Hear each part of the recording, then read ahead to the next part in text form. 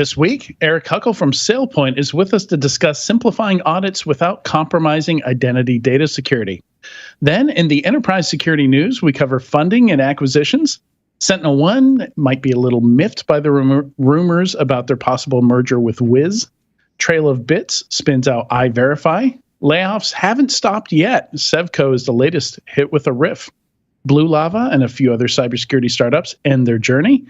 ChatGPT Enterprise, more about the current failed state of the CISO role, a breach many folks might be happy about, avian data transfer. Finally, we bring you 2 micro interviews from Black Hat. Sean Metcalf discusses zero trust and cloud security challenges with Raghu Nandakumara, head of industry solutions at Illumio. And Jeff Mann discusses breach and attack simulation with Tomer Bar, director of research at Safebreach. All that and more on this episode of Enterprise Security Weekly. This is a Security Weekly production for security professionals by security professionals. Please visit securityweekly.com/subscribe to subscribe to all the shows on our network.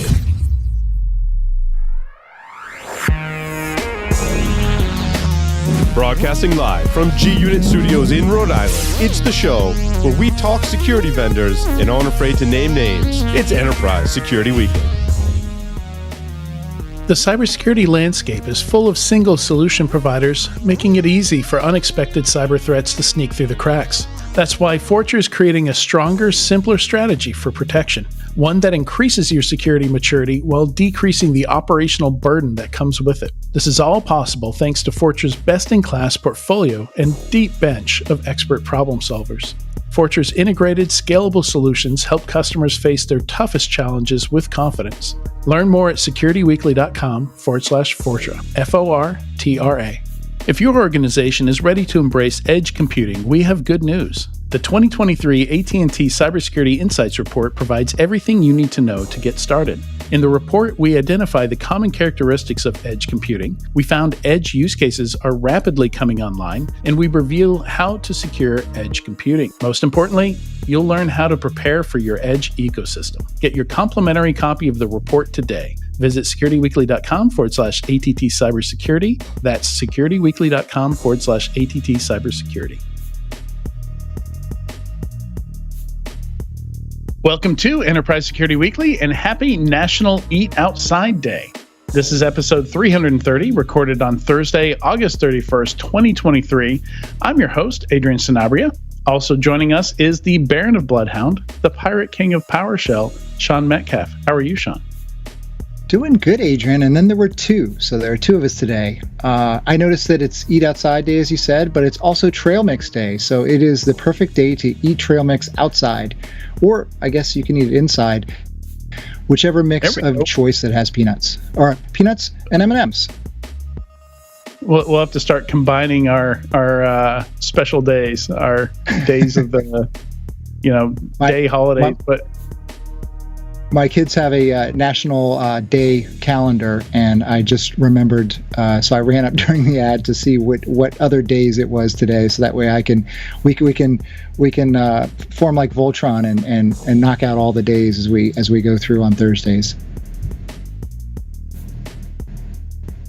Yeah, and I love it because literally me and my girlfriend were planning to go have a hike and have a picnic earlier today before I looked at the fake holiday list. I don't know. Pretty fantastic. It's every day there's at least 6 of these things, and they make me laugh, which is why we include one in the intro every week. I noticed also today is South Carolina Day, so happy day to those who live in South Carolina.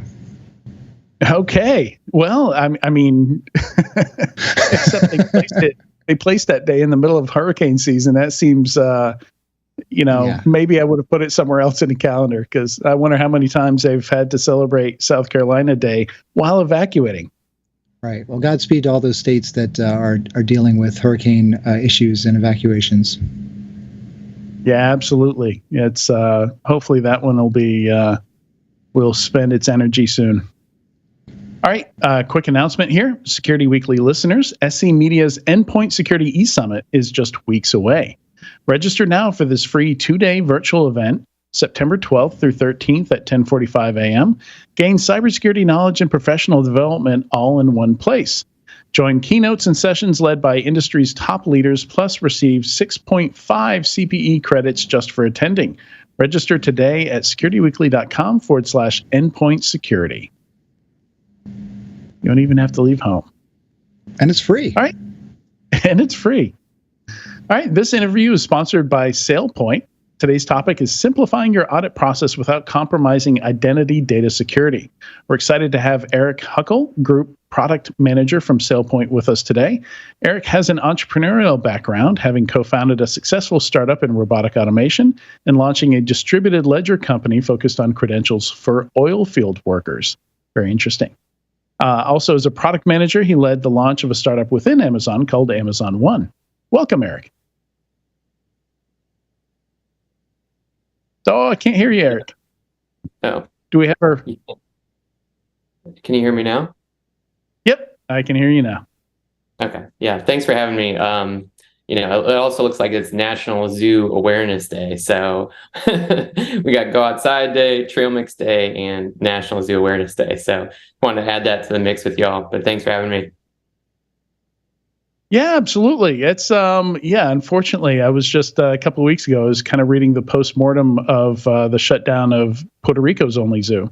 I'm Puerto Rican, and that zoo happened to be in the town that my dad grew up in, and where my grandparents lived. So little sad thinking about zoos right now, but maybe some point in the future, Puerto Rico gets another zoo.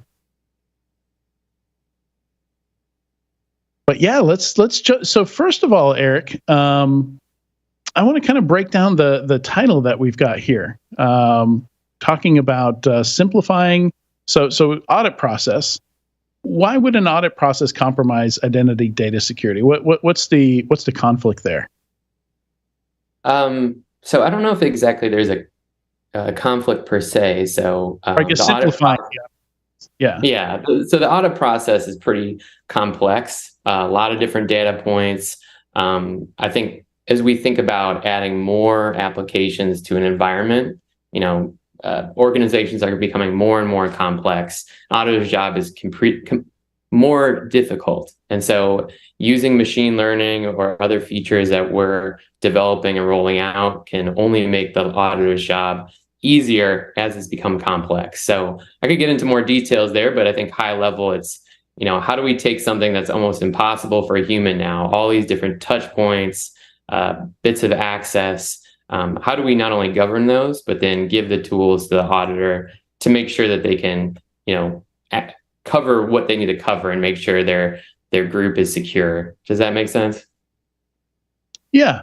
And it seems to me, having been, I was a PCI QSA in my past, so they're very quick to say that PCI isn't an audit, but it's I don't know what else to call it. But even back then, I remember when I was consulting, we did a quick project just to see how much of that audit process could be automated.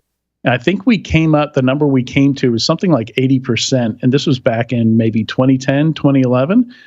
So it seems like we've got more tools than ever to make audit easier on folks. Though, for whatever reason, I still go to healthcare things, doctor's offices. I was at an ophthalmologist today and still have to fill out forms on paper. I'm not sure why that is.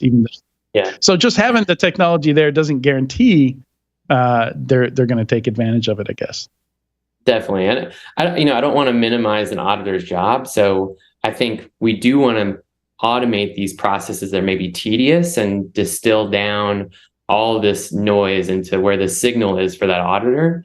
But we still want to partner with the human there and figure out, for your specific enterprise or your industry, how can we get you that critical data as an auditor so you can make sure your enterprise is secure? So yeah, I think we're moving more towards automating these things that are really tedious, but there's still, these specific parts that the auditor can add a lot of value of, securing that enterprise and finding gaps that, that can be exploited. So I think trying to really distill down all that noise into the really critical parts that the auditor can make the difference is really, really important, I think, especially as, we add more information to the mix.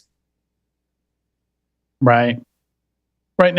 And how you mention AI, large language models, and machine learning, how does that come in here? How does that tie with what we're talking about today? Well, I think for machine learning, we can get insights and get, from all these data points that were coming in. So there's historical access data, usage patterns for different users within an enterprise, even anomalous access. So a specific user maybe has a combination of access called toxic combinations that they shouldn't have. And I can describe that more in detail. But how do you have all these different places that may be a problem and then triage that for the auditor or whoever is looking at that to help make a decision? I think the large language model piece, if you wanted to go in that direction, and we don't have to talk about that today, but there's just a lot of excitement in how you can have a layer on top of machine learning or even automating more tedious processes. And we're thinking about some functionality and some features that will use that in the near term. But a lot of that, again, is taking these really tedious processes and making that easier for the user. Right. For the user or for the auditor? Sorry, for the auditor. A lot of times we think of it as a product manager, the user of the product, but definitely the auditor and, those admins as well. But the auditor is one of those pieces of, how can we have all these different signals, distill it down with machine learning, and then kind of help them triage like where they want to spend their time at. It's actually perfect that you did that because, I want to explore that a bit. Like having also been a product manager, part of my background, the job before the current one that I'm in, I don't think we often, at least in the security space, maybe with identity projects, it's more of a focus, but we don't often think of the auditor role as a user of the product or a customer of the product, except maybe when we're first building in RBAC, we do think about having like a read-only role, and we typically refer to it as the audit role. But it seems like what you're building for when you're building for audit, there's a lot more to do there with a large identity solution. Definitely, and I think we've moved past that RBAC piece a little bit, where I think initially they created that role, or folks created that role, and then that's kind of like, we got it, we mission accomplished, and now it's kind of like, man, a lot of those roles that we created decayed or are stale almost as soon as we created those. So a lot of these features that we're working to build in is how can we help you maintain these healthy roles or pieces of access with new data points or new insights. I think really what we're trying to move away from is just saying, here's all the tools, like good luck. And so some of your topics going forward about this, how difficult maybe the CISO role is, and some of the other topics you talked about, it's like, we can't be successful, Sailpoint and even other companies in this industry, by just saying, hey, good luck, here's all the tools, it's on you. I think we really need to be active and almost have these dynamic processes that we make their job easier, or else it's just going to be overwhelming. So I like to think of that as the user and how we make folks' lives easier. Yeah, and there's a strong connection to zero trust here as well. I've noticed you guys have done a lot of writing on zero trust, where the core of zero trust is the principle of least privilege. Reducing the level of access to only what's needed, whether it be a device or an identity, an employee. And I suppose auditors do have a role there, because part of their role, I would think, would be ensuring people aren't overprivileged. I think the classic example is somebody moving laterally within the organization from one role to a slightly different role, or maybe a completely different role, and you find they still retain the access to all the old stuff. In fact, I've been a contractor for companies, a pen tester for companies, a PCI QSA, and I recall going back and finding years later that my personal Gmail account still has access to somebody's box or Dropbox or Google Drive or something like that. And I have to call them up and say, hey, could you, I really don't want to see this every time I log in. Could you remove that, please? Yeah. It's even interesting. We're talking about how complex these organizations are. Some of them that I've been looking at is, across countries, these large enterprises that have, GDPR restrictions, different countries, moving data around. So I think we're even out of those more older pieces that you described, which is still a problem. Like, you definitely call that a problem, but we need to make sure that we can basically mask data from different parts of a company, different organizations. So we have a feature coming out that's called Secure Data Share that will basically give a lot of that power of how you see that data, how it's accessed, and even deal with a lot of these restrictions that old auditors and then even admins didn't have to deal with. So auditors have this ability to get really fine grain and help an organization be successful. I think a lot of times we think of an auditor as just finding what's wrong and punishing groups, whereas I think that was a misconception of mine. It was like, how do we create these policies and then help the company adhere to that in a way that's helpful for the company as well? So, it's a tough job. And the more companies I talk to and how complex they have, it's trying to meet their challenges where they are. But yeah, definitely it's you identified some great challenges, and I think the environment's even more complex as we're going forward here too. Definitely. Over to you, Sean.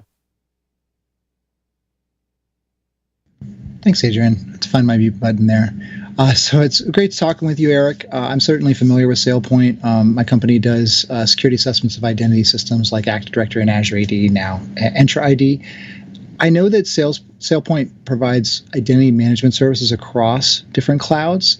Can you tell me more about what that looks like and how it ties to this audit solution and story that we're talking about? Yeah, so we're definitely multi-cloud in that way. We're not tied to a specific cloud. I think there's some folks in the space that are the on-premise piece, or tied to a cloud. You're essentially on-premise. This solution that I was just talking about is called Secure Data Share, and it's a way to extract that data out of your database and almost like marrying those databases together. So all of your Sailpoint data is your own data.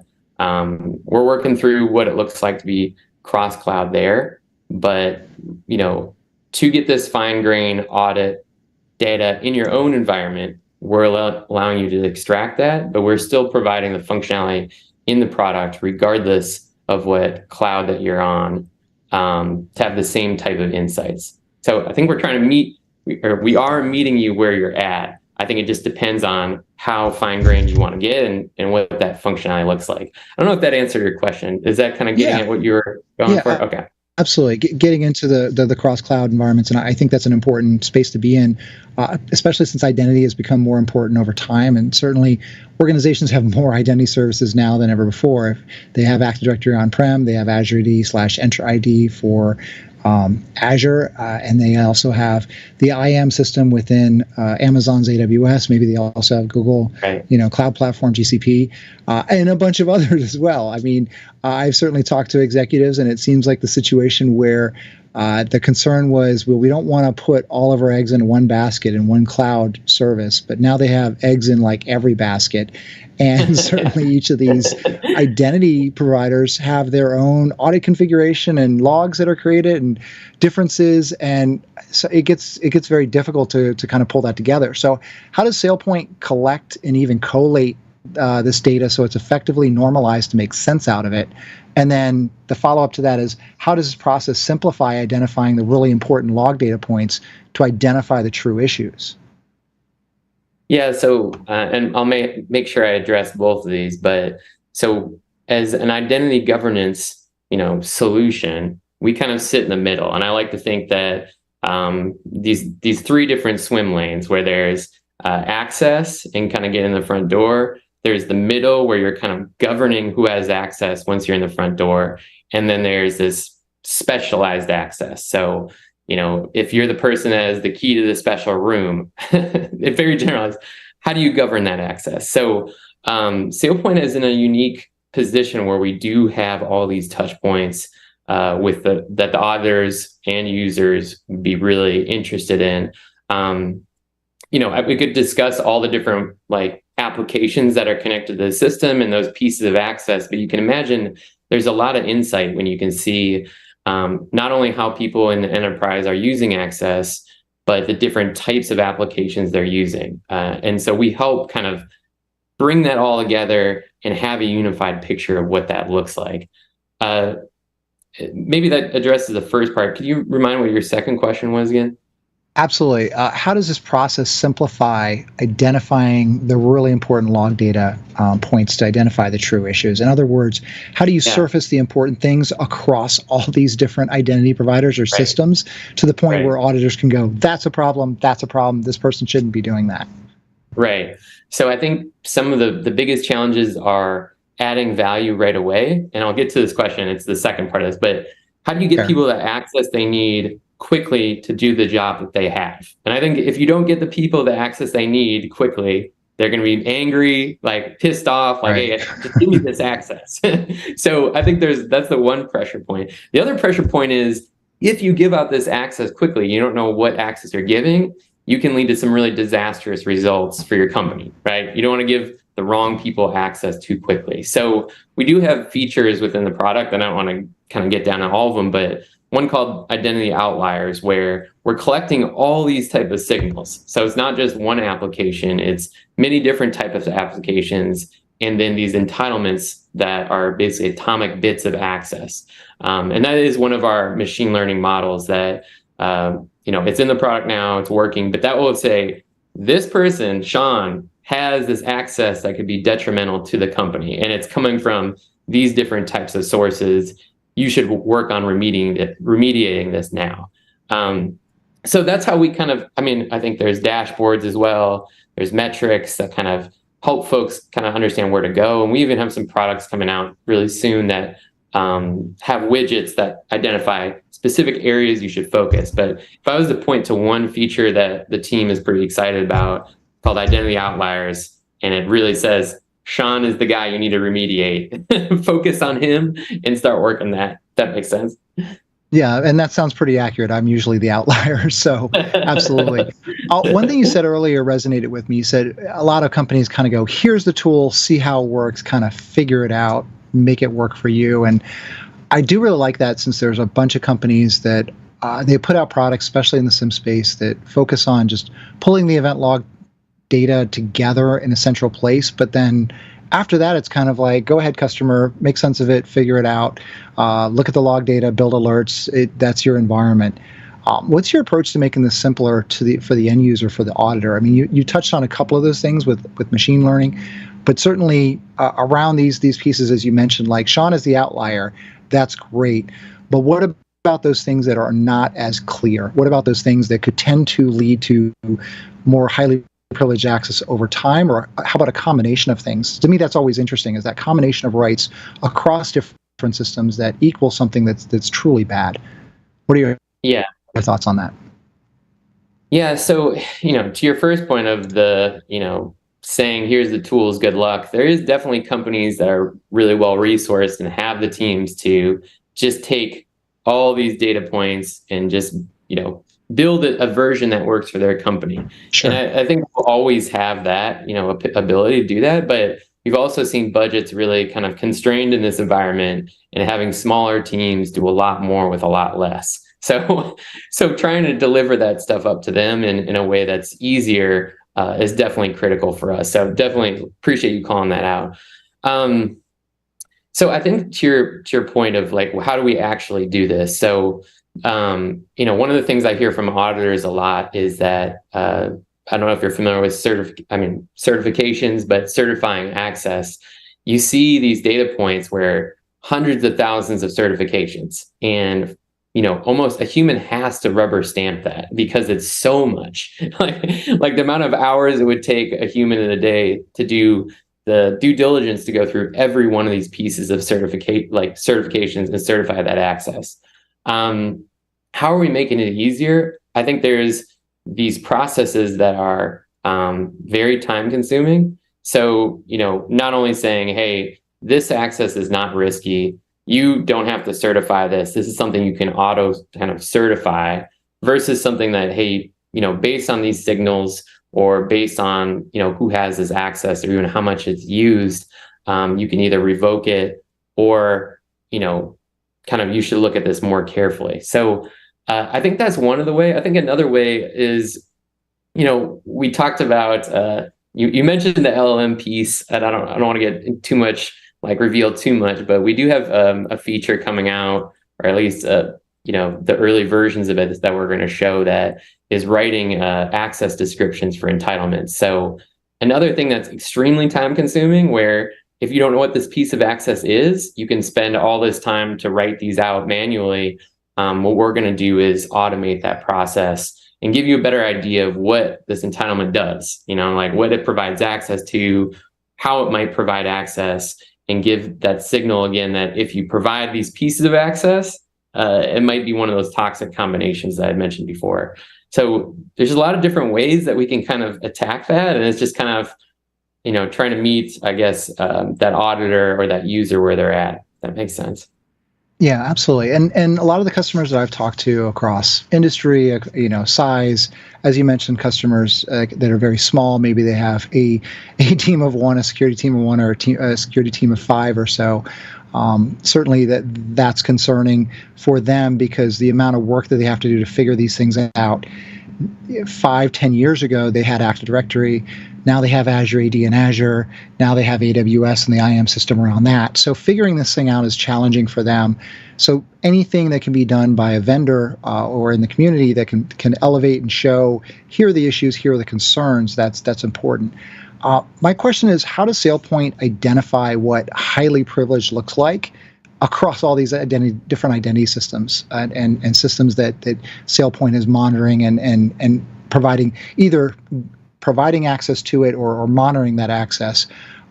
In other words, how do you keep up on the current research? How do you identify what it is, as well as when these cloud vendors make changes? Because certainly I monitor the Azure AD roles and see that Microsoft makes changes to what these roles are. Is this internal research, looking at external research, machine learning elements, AI, or something else? Well, I think there's a couple different ways. So we do have a group within Sailpoint called ARM, and that was an acquisition we made about 1.5 years, maybe 2 years ago. But a lot of what they are focused on, let's just say, is SAP, a certain type of system. And they do have kind of a playbook. This is a little bit outside my kind of current realm, but they do have a playbook that really categorizes those pieces of access, helps kind of work that specific playbook around SAP, which does, historically have a lot of those bits of toxic combinations. So that's something that they came to the table with. They already had this well-nuanced look at SAP and some other applications, but that's one that we see a lot of for customers that have really spent a lot of time with SAP to kind of build out what that looks like. There's also, think the other way, like cloud entitlements. So we have really good data around cloud entitlements, and we have a lot of, a lot of that information is very clear to the machine learning aspects we can do, to the data science team, but that's a little bit different problem. And, through AWS or Azure or GCP, they provide a lot of information about what those entitlements are, where the risk is, and how to kind of actually control for that risk. So I think it just depends on the different type of access that we're managing, but we do have these different teams, processes, and products within Sailpoint that help tackle those different access pieces in a way that that helps our customers. And then I think that the AI team and the folks that I work with are trying to unify all those pieces of data, so it's not overwhelming to the customer. It's not just, hey, there's different silos throughout Sailpoint. There's this kind of unifying layer, both from the data model, the data platform, and then the data science team that will kind of bring that all together. So yeah, that's a tough, complex question, and I feel like I got to answer it a couple of different ways. And I'm not on those specific teams, but definitely, if someone wanted to learn more, that information's out there. Thank you. Yeah, there was kind of piggybacking off of Sean's question here. and Sean's already mentioned SIMs a couple times. I think one of the challenges of these systems between the vendor and the customer is there's only so much that you can tune these products, not knowing the environments that your customers are going to bring them into and what their environments look like. So I used to call this the cost of customization, or you could think of it as like the cost of uniqueness, right? Where, what's very concerning might be a critical concern or alert for one company might be totally normal for another one. They just completely ignore it, either because there's something weird in their environment, or they just they're concerned with different risks. But so I guess kind of adjacent to that other question, how do you were talking about the or identity outliers here. I'm thinking of, I've got two examples in mind. Like, think of maybe an insurance company versus a large public university, where maybe one of the things you want to point out to auditors is, oh, this account's been idle. Is this employee left the organization? Does this, what needs to be done life cycle wise with this identity, versus a large public university where it's totally normal to have, I don't know, maybe tens of thousands of accounts be idle for months, or even years if a professor's on sabbatical, for example. Yeah, definitely. I think a misconception for me was that auditors have a certain playbook that they just follow. For every company, it's the same. And this was years ago when I first kind of tried to tackle this problem, but there was just a checklist the auditor would go through. Now I know that the auditor works really closely with that company to understand, what does risk look like? And then how do we put those controls in place to manage that risk? And there'll always be risk. So, maybe your question, it says, in what situations are we revoking access? What are the policies we can put in place to help us with those controls? And then I think where Sailpoint comes in is kind of helping with suggesting policies to close any perceived gaps, add value to how that access model is managed, and make things run a lot more efficiently. So I think that was a good learning point for me. And I don't know if your listeners are all familiar with that auditor role, but it's tough. And, it's a very difficult job, but it kind of evolves, and it's not, just doing your taxes every year or something that's, actually taxes aren't that straightforward. So maybe a bad example, but definitely trying to meet those auditors where they're at and realize that they always have an evolving situation with that company, and, trying to provide the tools that meet, whether it's a university or insurance company or a bank, there's different needs. And like you said, there's probably different perceptions of risk in each of those industries for sure. Right. And, I think worth mentioning there, just to add on there, that there's many different kinds of auditors. Like just saying auditor, I don't know if you're talking about, Big Four external auditors, or the internal audit team, or auditors driven by, internal policy, or auditors, mainly driven by external regulation. So there's, audit runs a wide gamut. In terms of all those factors as well. Definitely, great call out. All right, back to you, Sean. Thank you. So I'm the identity guy here, Erik, so we're going to be talking quite a bit today.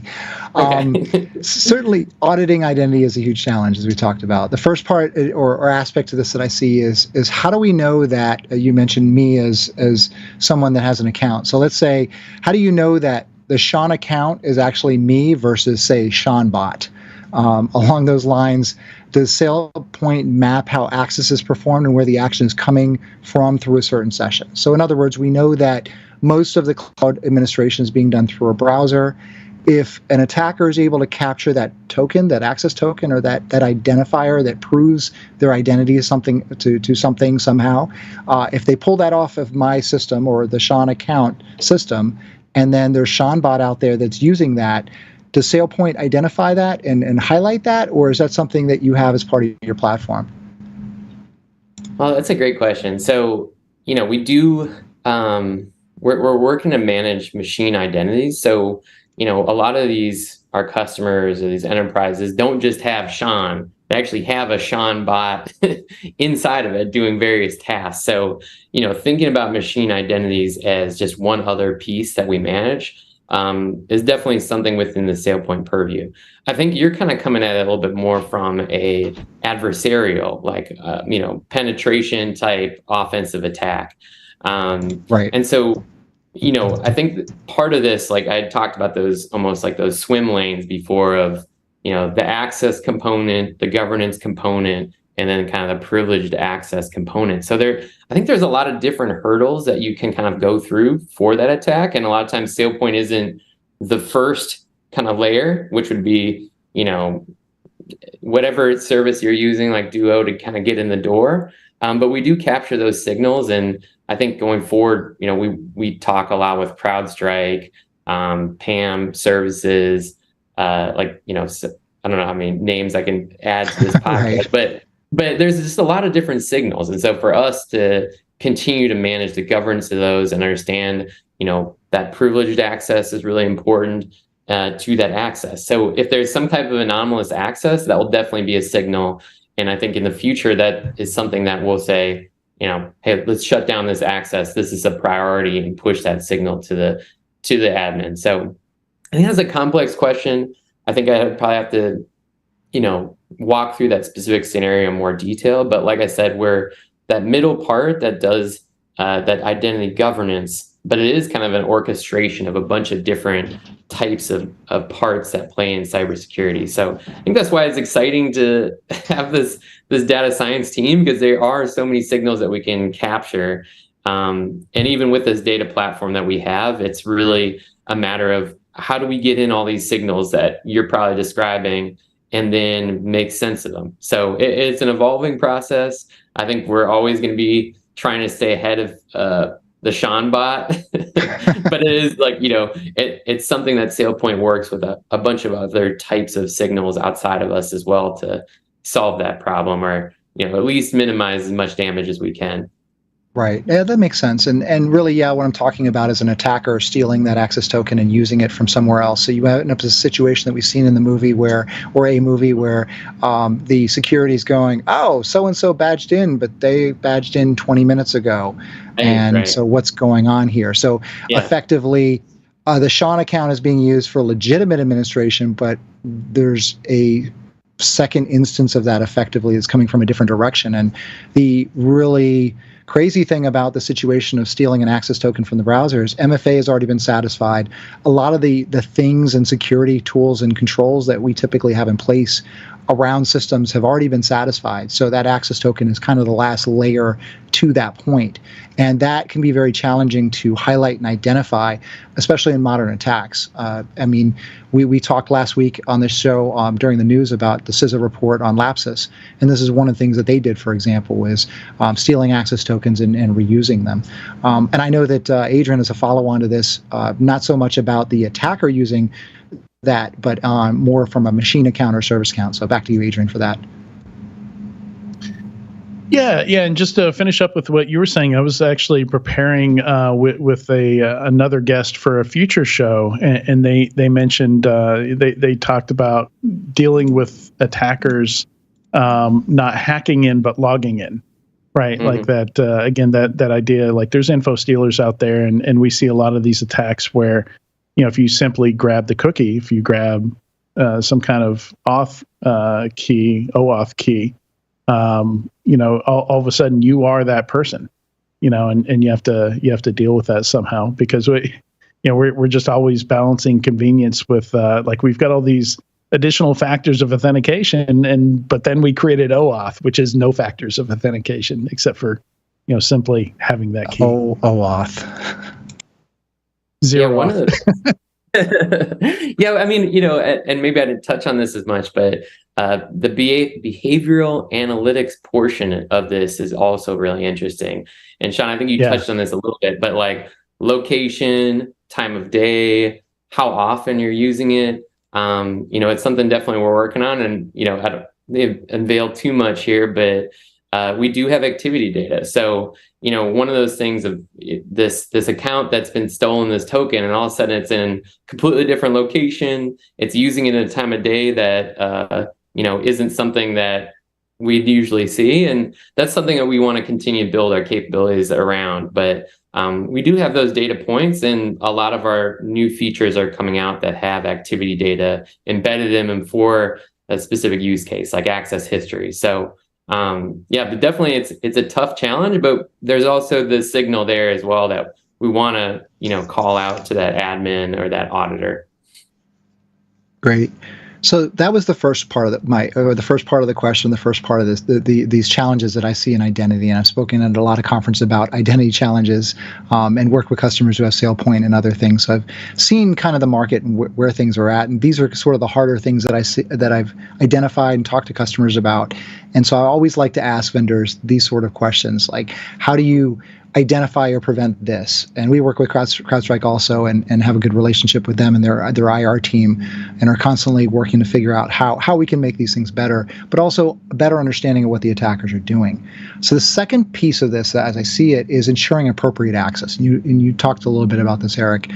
Just-in-time access has been talked about for years, since accounts have been around, where basically they are full-time members and, say, domain admins in Active Directory, right? But we want to ensure that the accounts only have the appropriate amount of rights when they need them. And so certain solutions have come out over the years, certainly in cloud, where you have to elevate into that role, then you have that access during that time, and then it expires. Mm-hmm. How does Sailpoint help customers identify when an account is only using part of their entire privileged access or entitlement, in order to allow them to reduce this access? And the second part of that is, does Sailpoint have this kind of just-in-time capability built in? Yeah, so we actually made an acquisition, I think about a year ago, with or maybe not a year ago, it was less than that, but SexData, where, I'll just focus on a segment of that question where, you have non-employees or contractors. I think that's one of those big surface areas where a lot of times you want to see, hey, we want to give you access for this period of time. And so I think that is a really big attack surface for contractors in places that don't have that capability, where it kind of runs away with them. I don't know if you've had any good stories about contractors having access longer than they could. But I think maybe a wider idea of this just-in-time access or zero trust, something that the space has been moving towards or talking to for a long time. But there's a lot of complexity there with having these type of signals we just talked about, that behavioral analytics of, where is this person accessing this from? Do they usually access this type of information? And then privileged access, which, we're not a PAM provider right now, but having that type of privileged access information is just one more signal that's going to make us a lot more valuable to have that. So I think it's a combination of helping create the policies that set people up for success, having the signal for the privileged access so that you can tell when you want to protect that access, and then having these tools or products for use cases that we know get exploited a lot, like these contractors. I'd be curious from your both experience of how much these exploits happen with contractor or non-employee type access more than anything. So yeah, I think we're getting there. We're definitely not at that point yet, and I think it's because this has been a much more complex problem to tackle than folks originally thought. So I think if you just think we're going to show up one day and say, okay, now we're at just-in-time access, you're going to be maybe just overselling your capabilities or having a lot of holes in the offering. But I think slowly we've been iterating there, and I think we're in a really interesting spot now to start providing a lot of that promise that folks had wanted from that for a while. I mean, it's been a while since folks have been talking about that. Absolutely. But no, sure. I appreciate the candid response. And if you said you had these things solved, I would want a whole lot more detail and be asking a lot more questions. We'd go another hour. So speaking of which, back to you, Adrian. Thank you, Erik. Yeah, thanks. Yeah, I love it. Contractors and executives, those are the problem areas that I've seen. Oh, yeah. And we have I don't want to speak on our executives, but we have recent examples for both. Drizzly was an executive, and one of the latest Uber ones was a contractor. So yeah, it's it's tough. On the one side, some executives want more convenience, and they want to, they demand exceptions from things, and you're not going to tell them no. And on the other side, managing contractors and making sure those accounts come and go when they need to can be difficult also. Maybe somebody doesn't get the memo that the contractor was let go, or their contract finished, and those accounts 2 or 3 years later, like in the case with Drizzly, this executive left the company, and 2 years later his access to GitHub bit them in the butt. But Yeah, lots of good examples out there that you can research and apply to your both your audits and your threat management. Definitely, I think maybe just one more point of that is just like we've talked about giving folks access, but revoking access is almost equally important or more important. So I think you have that time boxed one, but then just calling out like, hey, this person hasn't used this access for a long time, or there's a reason we should revoke it. And I think someone has left the company 2 years ago. That's definitely seems like that's grounds for revoking that access. Yep. The Drizzly case is an interesting one. Who was it? Which agency? The FDA had a. It wasn't the SEC. I think it was the FDA. Had a good. I'm probably FTC. Sorry. FTC, the complaint PDF for Drizzly is very good, detailed write-up of what happened there, and a good read for anybody, especially since the CEO of that company got sanctioned for the next 20 years by the FTC. Don't want to make those same mistakes. Wow. Yeah. And it was an identity case where. So let me tell the story really quickly. So they had a one-day hackathon. And everybody in the company was participating in this hackathon, and they were doing it through GitHub. So they gave one of the executives didn't have access to GitHub, so they gave him access. Should have been revoked the next day after the hackathon was done, was never revoked. And that executive left the company. Turns out he had a password that was used on many other services, some of which were compromised. And it was a very simple, short password, and no MFA enabled on the account. So couple years later, somebody was able to do some cred stuffing, got into that exec's account, and got access to customer data. Yeah, that's tough. The no MFA, the no YubiKey, the no, sometimes you hear it, you're like, yeah. I think everyone, has elevated their security game, but I think we as a whole still have a long ways to go to kind of keep on up-leveling the security game. Yeah. I also like the foreshadowing where you said, we don't do PAM yet. Yeah. No comment. Yeah. And love you guys were talking about just-in-time access. I've seen a lot of companies, a lot of DevOps shops doing that, where you have the concept of the vending machine, right? Like, I need admin access to this resource for this much time, and you get that, and it's immediately revoked once you're done doing what you need to do. It's a great idea. Definitely. Yeah, it's something that, I think the team is working hard, and I know that's something that our customers have definitely asked for, and like more functionality there. So it's definitely a place that we're going to continue to improve on. Yeah. Erik, thank you so much for joining us on Security Weekly today, Enterprise Security Weekly. Great discussion today. Learned a lot of things. Good stuff. Thanks, Adrian. Thanks, Sean. Really appreciate your time. Thank you. All right. Make sure you visit securityweekly.com/Sailpoint and stay tuned. When we come back, we're going to talk about the weekly news.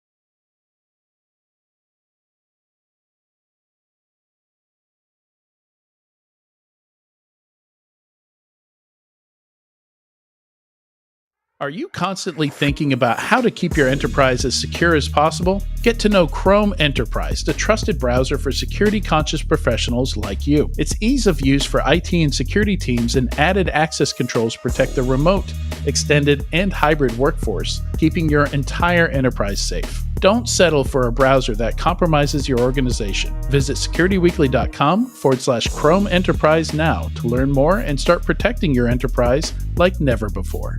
Cyber threats target digital identities. Do you know who or what is accessing your company's apps, systems, and data? You need to know who's there, who to let in, and who to keep out. And you'll need more than access management to stay secure. You need Sailpoint Identity Security. As the leader in identity security, Sailpoint can help mature your security resilience while driving efficiencies and compliance for your organization. Start your identity journey with Sailpoint's free maturity assessment. Go to securityweekly.com/Sailpoint to get your free identity security assessment today. Do the words free time or relaxation sound foreign to you? Perhaps you've been stuck in the office too long, battling cyber threats or worrying about the next strain of ransomware. Let Sophos help provide peace of mind 24/7, 365 with cybersecurity delivered as a service. Because we want you to get back to your weekends, family dinners, and everything in between. And you'll get there with Sophos. Visit securityweekly.com/Sophos to learn more. Welcome back to Enterprise Security Weekly. Security Weekly listeners, InfoSec World 2023 is just weeks away. Have you registered to join over 2,500 other cybersecurity experts on September 25th through 27th in Lake Buena Vista, Florida? It's a long question. InfoSec World is your gateway to a world of knowledge and growth. Don't miss a chance to enhance your career, connect with industry leaders, and make an impact on the rapidly evolving landscape. Secure your seat using code ISW23-SecWeek20 to save 20% off your registration. Register today at securityweekly.com/InfoSecWorld 2023. Very fun conference in a very fun place. I have enjoyed my time at all the InfoSec Worlds I've gone to. Now, for the Enterprise Security Weekly News. You can check out securityweekly.com/ESW330 if you want to follow along as we go through the news, or check out the Discord. We have a PDF with all the show notes and details in it there as well, just for today, because we're having a little trouble with the website.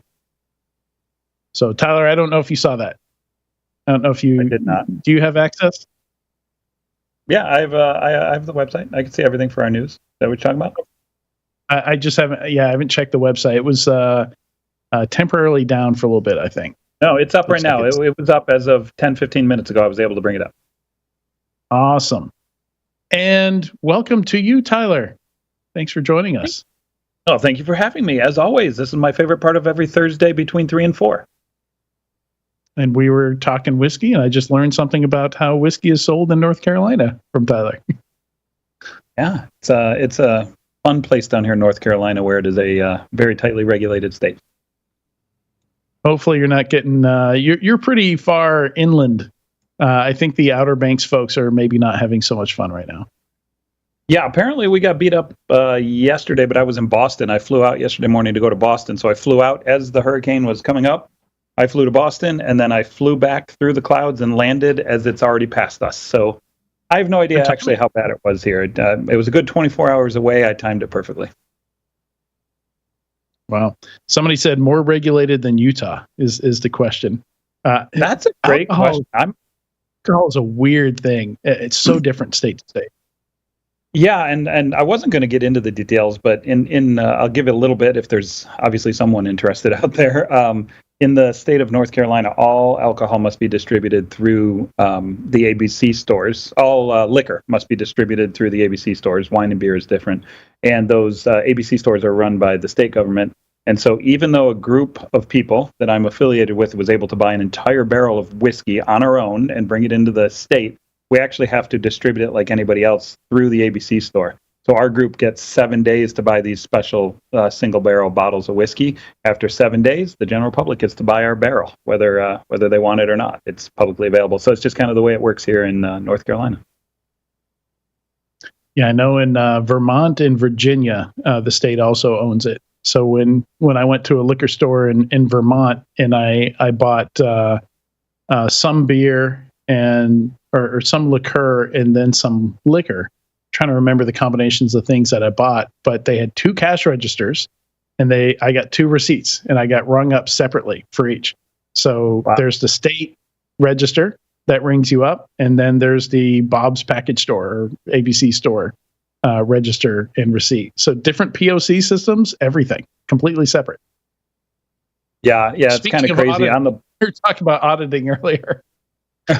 On the bright side, though, if I do find a rare bottle of whiskey, it comes through the state store. They have to sell it at retail, so they can't mark it up. So I will get $150, $200 bottles of whiskey in unregulated states. I will get at cost for like $80, but you never find them. Literally, people camp out for 24 hours when the trucks come in with those allocated bottles. Yeah, the Van Winkle and all that. Not even that high, even the mid-level allocated, but yes, same concept. Yeah. All right, let's jump into it. Thanks for the questions from Twitch there. I'm not sure if I should pronounce that name or not. But yeah, so I'm going to skip the funding so far. I think I want to start out with Wiz and Sentinel-1. Have you guys been keeping up with what's going on there? And this isn't the rapper Wiz Khalifa we're talking about, right? This is the cyber. Oh, yeah. Yeah. These are I guess not cybersecurity unicorns, because Sentinel-1 is a public company, and Wiz is allegedly still a unicorn. They were fairly high up there. I think their last valuation was like $6 billion. We don't know how much that's been discounted. No, they're most definitely still a unicorn. I would bet dollars to donuts. Yeah. Last I heard, they were over 200 million in ARR and did that in 24 months, something like that. They got to 100 million in 18, and then got to 200 in another 6 or 8. Guarantee they are well over $1 billion. It's just a question of how much. Right. So yeah, we started, I think we reported on this last week and maybe even the week before that. The rumors have been flying around for a while that at first they were talking about acquisition, but I don't think either of those companies has the capital to acquire the other one. So then people started talking about a PE shop being involved, but this is not the kind of deal. Typically PE shops, these are older companies, have been public for a while. They'll take them private. The growth has really died down, and they're going to take the ingredients from that company, maybe acquire a few others, with kind of mediocre growth, throw them into a pot, stir them up, and serve them as, taking the leftover fish and serving it as new stew, as it was, like how the restaurant handles stuff that's about to go bad. Man, that's a really insulting analogy. I'm sorry about that. I apologize.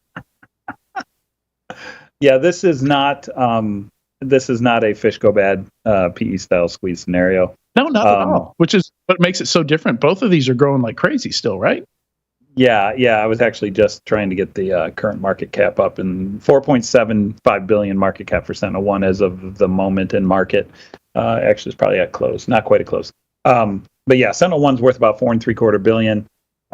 Wiz is probably in the 5 to 6 range minimum. I really am not sure either, because you have to, take some kind of loss this year, some kind of write down on expectation. But you mentioned neither one has the funding. That's totally true. If this were to happen, it would be highly leveraged, right? Wiz would take out significant leverage to be able to make this kind of reach. And then the expectation is they can pay off that leverage fairly quickly. Based off of the revenue that's coming in from Sentinel-1 and the acceleration that they would be able to bring to that revenue stream and the growth that they would provide to Sentinel-1 by making this acquisition, just like any other M&A done by a private company of a private company, right? The expectation is you bring it in and you accelerate the hell out of it to make that value worth more as you pay off your leverage that you took to get there. So that was kind of the thought, kind of the play. Rumor has it, and I'll throw this out there because I feel like stirring the drama pot today. This is not factual in any way, but for our listeners out there, the drama pot and rumor of the day is that the two founders, they're not founders, but the CEO of Sentinel-1 and the founder / CEO / executive team at Wiz don't really particularly care for each other. And this might have just been a little bit of pot shot taking here and there, trying to screw with each other's moves in market. Again, totally drama-filled, totally unsubstantiated with data other than rumors. So please don't read this in as a reality news article. But I have heard some funny dealings there. So we'll see how that goes. Yeah, so I mean the main point of the story is that SentinelOne basically tore up a contract between them two. Like they had some kind of agreement. I don't know if it was formal or if it was verbal, to not step on each other's toes in each other's markets, and that's now been torn up. So I don't know the details of that partnership. I wish I could see the agreement, but I will tell you, I've signed many a partnership that we call Barney partnerships. I love you, you love me. There is absolutely no teeth on that dinosaur. So this could have definitely been a Barney partnership of, hey, we love each other, we'll be friendly, we'll do some joint marketing here or there, but there was really no meat behind it. Or it could be a, hey, we were going to actually resell you, we were actually going to get in deep with you and provide some actual support to each other. It's hard to tell, unknown what that really means, and just depending on how much you want to believe in the drama, you could say that maybe they just ripped up a Barney agreement just to have more news and put more fuel on the rumor fire. Yeah. So it's called a commercial collaboration agreement. That sounds fairly formal. It doesn't mean anything. No. Okay. Adrian, I'm commercially collaborating with you right now. Right now, we're commercially collaborating. Doesn't mean anything. I love the last paragraph here. It says, it's unclear why SentinelOne is so angry about the leaks. It's possibly because Wiz is cited as the buyer, even though SentinelOne is the bigger company in terms of revenue and employees, although Wiz has a higher valuation. That's also true, though. You stirring the pot. You chuckle at that, but it's funny how many egos come into play on these kinds of things with regards to, like, hey, we're not buying you, you're buying us, and vice versa. Or, hey, I actually did one where I want to say Dell bought the company. I'm not going to tell you what company it was. Dell bought this particular company. And actually, Dell bought a company that this particular company bought. But anyways, long story too long. What are you describing a spite acquisition? Is that what you're about to describe? Well, no, what I'm describing is it was in the press and papers as a merger of equals. And every time it was brought up anywhere, the PR team was instructed to call it a merger of equals, even though one company was much more well-known than the other company, went on to do massive things. It was a merger of equals, mostly because the executives involved couldn't get their heads wrapped around the fact that they were being acquired. And they required the press and PR team to constantly refer to it as a merger of equals. Their fragile egos couldn't handle it. Exactly. Take your hundreds of millions and go fly your private jet and quit your wine.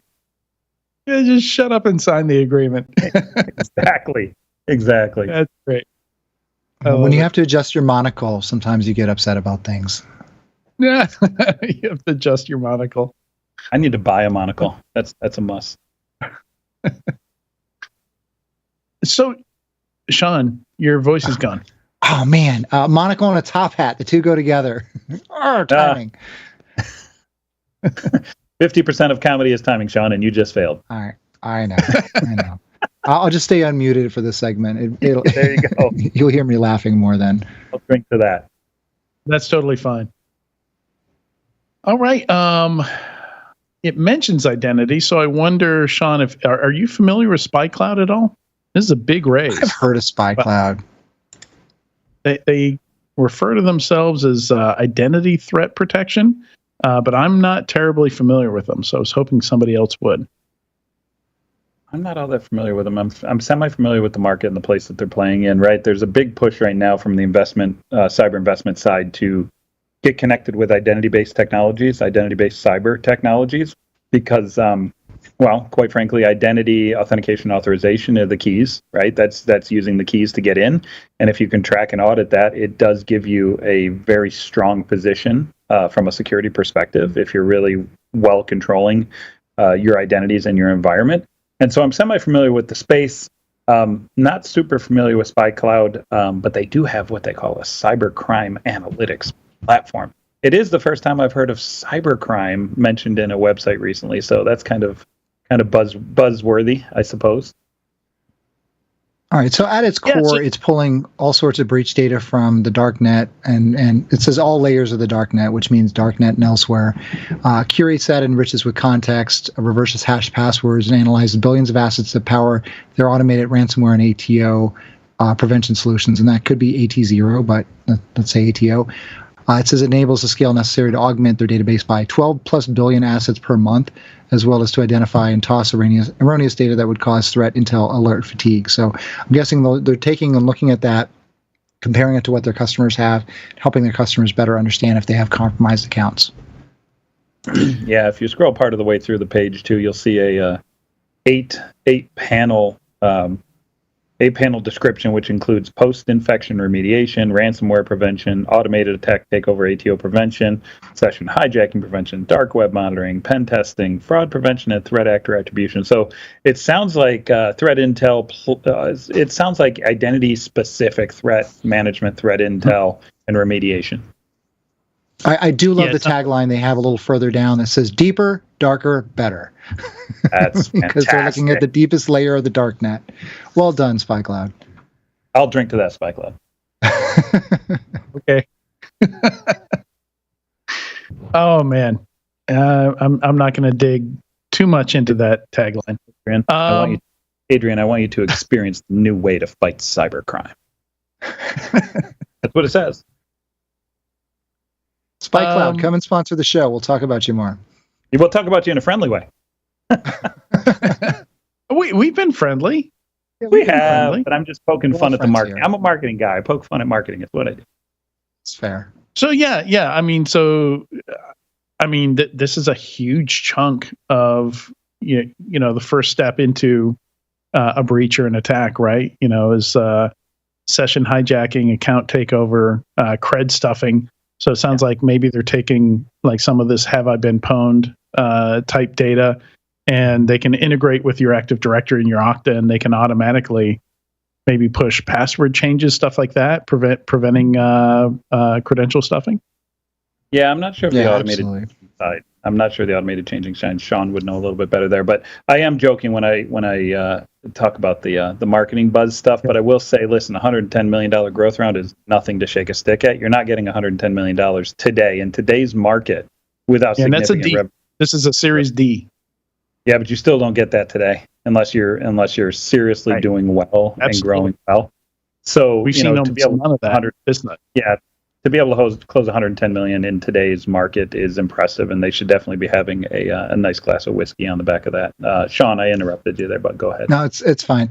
I think probably what they're doing is, if they have AD integration, is there are agents that you can put on your domain controllers to prevent users from using passwords that are known bad, or potentially even in this case, potentially those that SpyCloud is able to see that are common or more common across breach data, which attackers could potentially leverage as part of a password stuffing, password spray, curb roasting type, any of the categories of password attacks, which would help prevent that, because users, when they try to change their passwords to something that SpyCloud says no, then it just wouldn't allow that password to be selected.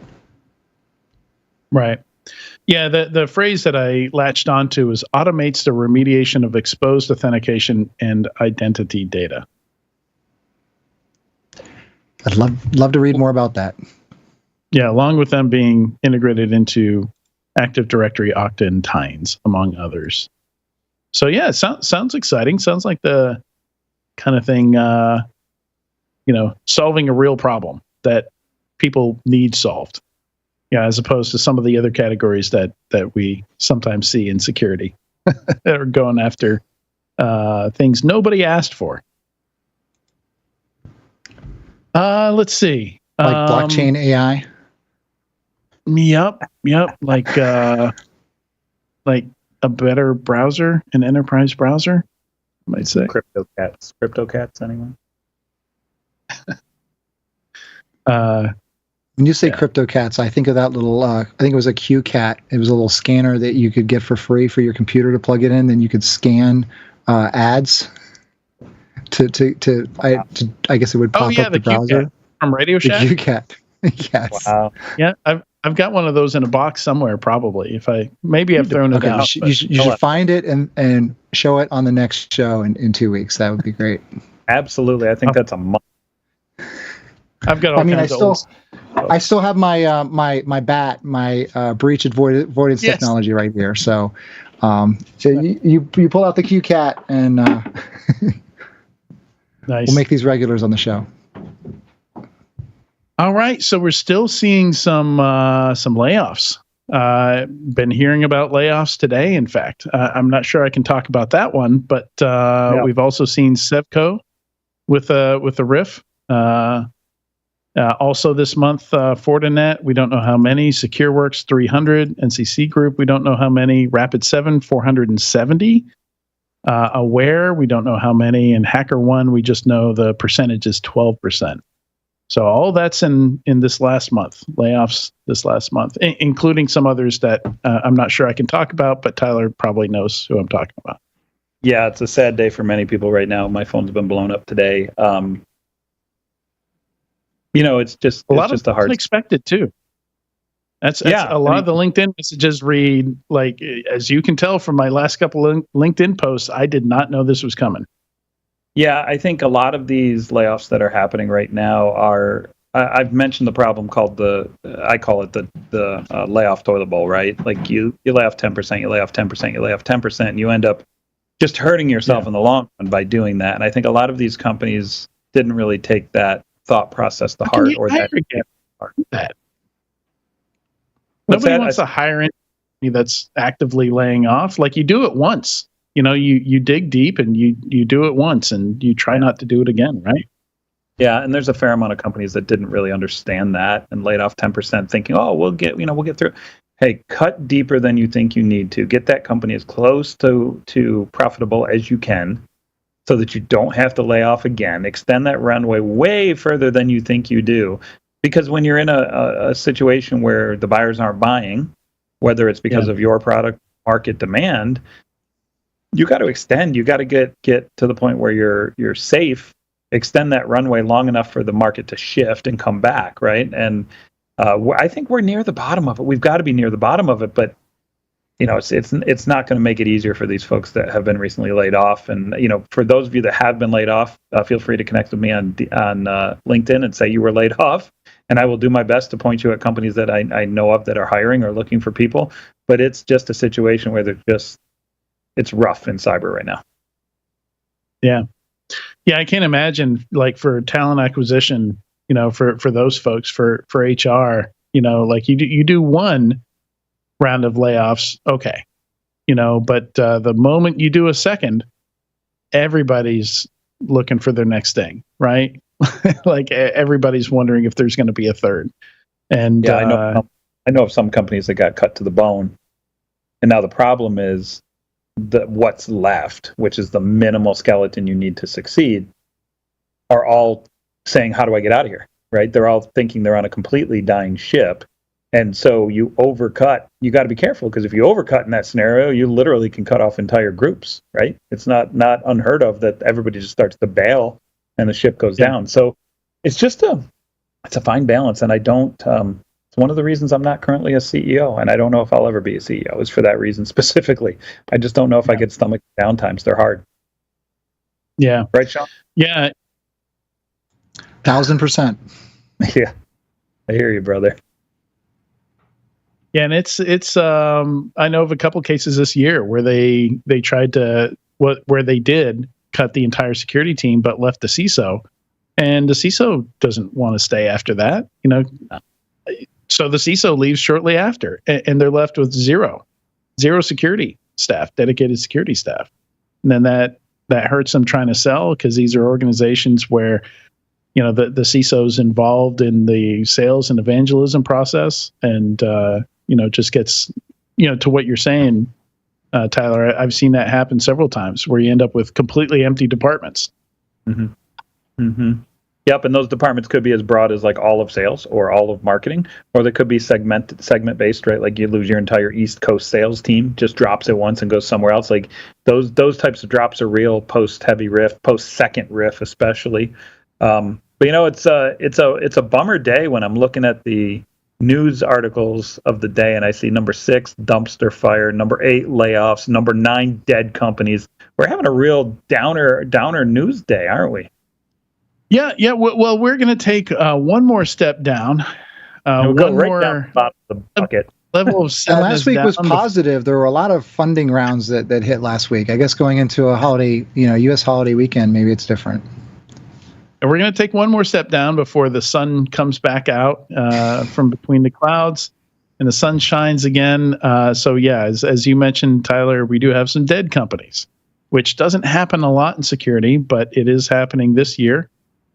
Some of them aren't completely dead. They're asset fire sales. So Fidelis is in that category. Some people are saying Armor Blocks was kind of in that category. We know it wasn't a big enough acquisition for Cisco to have to share the amount. And I was looking at it. It's hard to tell like how much of it was stock, how much of it was cash. But Cisco acquired 3 companies in the last quarter and only spent $300 million on acquisitions. The fire is real. You can work on that. Yeah, the startup flames are absolutely real, Adrian. I will say there's way more dead companies than people think about, because the only ones we know about are the ones that hit the news. Well, the only reason we know about Blue Lava and ByteCheck and Arali and some of these is just from employees posting on LinkedIn saying, hey, the company I was working for is dead and I'm looking for a new job. Like I can find a single news story on any of these companies going out of. No, as an investor, you bury those, right? You take them off your website. They never happened. You pretend that they didn't exist, right? Because you don't want the blemishes on your track record, right? But the reality is, I'm an advisor at a company that I just had a phone call with him yesterday, and I was like, "Oh, hey, you just cleared my stock through the system. What's going on, man?" And he's like, "Oh, because we're dead. We're gonna get acquired. We're about to be acquired for less than invested capital. So you're not getting anything on those shares, but we had to clear them through the system." Like, hey, thanks, but nobody will ever know about this company, right? It's one of, I think, many that have died and are dying on the vine right now that people aren't knowing about, or they're getting acquired quietly with no news, no PR, and having IP fire sales. Yeah, if anybody wanted to do it, there's a system to do it. As soon as you see a company go 3+ months without a blog post or a website update, that's a pretty good indication that things might be dead there. I've noticed that with all of these that I've looked into, is the marketing machine grinds to a halt, and that's a clear sign. Where should we go from here? There's now a ChatGPT enterprise trying to win back some customers. They got a lot of good. One of the fastest growing products ever. They're talking about next year doing $1 billion in revenue. Next year, hitting that mark. I think they cleared like 200 million or something like that this year already. And pretty much, I'm not going to say every company. A lot of companies have specific ChatGPT policies now, where you have to get specific permission, like what use case, how are you planning on using it, what data are you putting into it. It's now very common to see ChatGPT or LLM policies within companies now join the pantheon of security and acceptable use policies that companies have. So ChatGPT to the rescue, promises not to train on data and a bunch of other things, gives you some enterprise level admin console and user management and a few different roles. So we can argue whether or not it's really enterprise ready or not. But yeah, they're trying. Yeah, well, they have right on the website, it says we've seen teams adopt it in over 80% of Fortune 500 companies based on registered accounts and associated domains. So that's not nothing, as they say. Not approved. Adopted maybe unofficially, and 79% of those 80%. Sure. Yeah, they say at the bottom, 80% statistic refers to the percentage of Fortune 500 companies with registered ChatGPT accounts as determined by accounts associated with corporate email domains. So, yeah, again, not nothing. That means that a lot of companies are absolutely looking at it, trying to figure out what this could be done, or someone's trying to figure out how to automate their job better. Adrian, you want me to turn your stomach? I'll turn your stomach real quick. I don't know if I ever told you this. I turned down OpenAI as an investment last year. Oh, did you? Yeah. Whoops. That's why they call it gambling, Tyler. That's why they call I know. it I'm degenerate. What can I say? But I turned them down on the last valuation in November, December. I passed on it. I had an opportunity to put some money in there, and I looked at the numbers like, my God, that's crazy valuation. There's no way. And then now looking at this stuff, I'm pretty excited for OpenAI, right? I think they're doing the right things to become the next fundamental engine of the internet, right? Whether it be, Google's, reinvention of when they did it, the web push in the late 90s, right? This is the next fundamental engine of the internet, whether it's them or Claude or Bard or something, right? That's the race that's occurring. And when you start to see moves like this, you recognize they're not dumb. They're going to figure it out. And I think OpenAI is in a really good place to win. Well, especially with Microsoft backing them. Yeah, well, so that's a good point. Somebody asked me, what I thought about them competing with their customers, right? So Microsoft is an investor and a customer, but you can argue, with ChatGPT Enterprise, they're also going to be competing with them. And I think there's enough different use cases here and features that don't overlap and use cases that don't overlap that LLMs are a thing where, just like you see multiple ticketing systems, asset management systems within a company because different departments, there's different use cases. If I'm managing a fleet of laptops, I'm not going to buy Jupyter One for that, right? like different needs, different tools. I think we're going to see Microsoft and OpenAI in the same companies alongside, just being used for different things. So, the answer to that is I think there's enough novel use here that we see 3, 4, 5. Not even talking about all your existing products, your Adobe products, your Microsoft products, where it's just going to be embedded within it, right? It's just a feature within a product. It's not a product itself. So where they went long term, Adrian, is think back to the birth of AWS and cloud native workloads, moving workloads into the cloud, and AWS being able to do that kind of structure. Everybody was like, hey, tons of individuals signed up and set up workloads and built them up and set them up in the cloud. And, they made a bunch of money on individual people. But where they make all their money is when you become the infrastructure layer for everything else that gets built.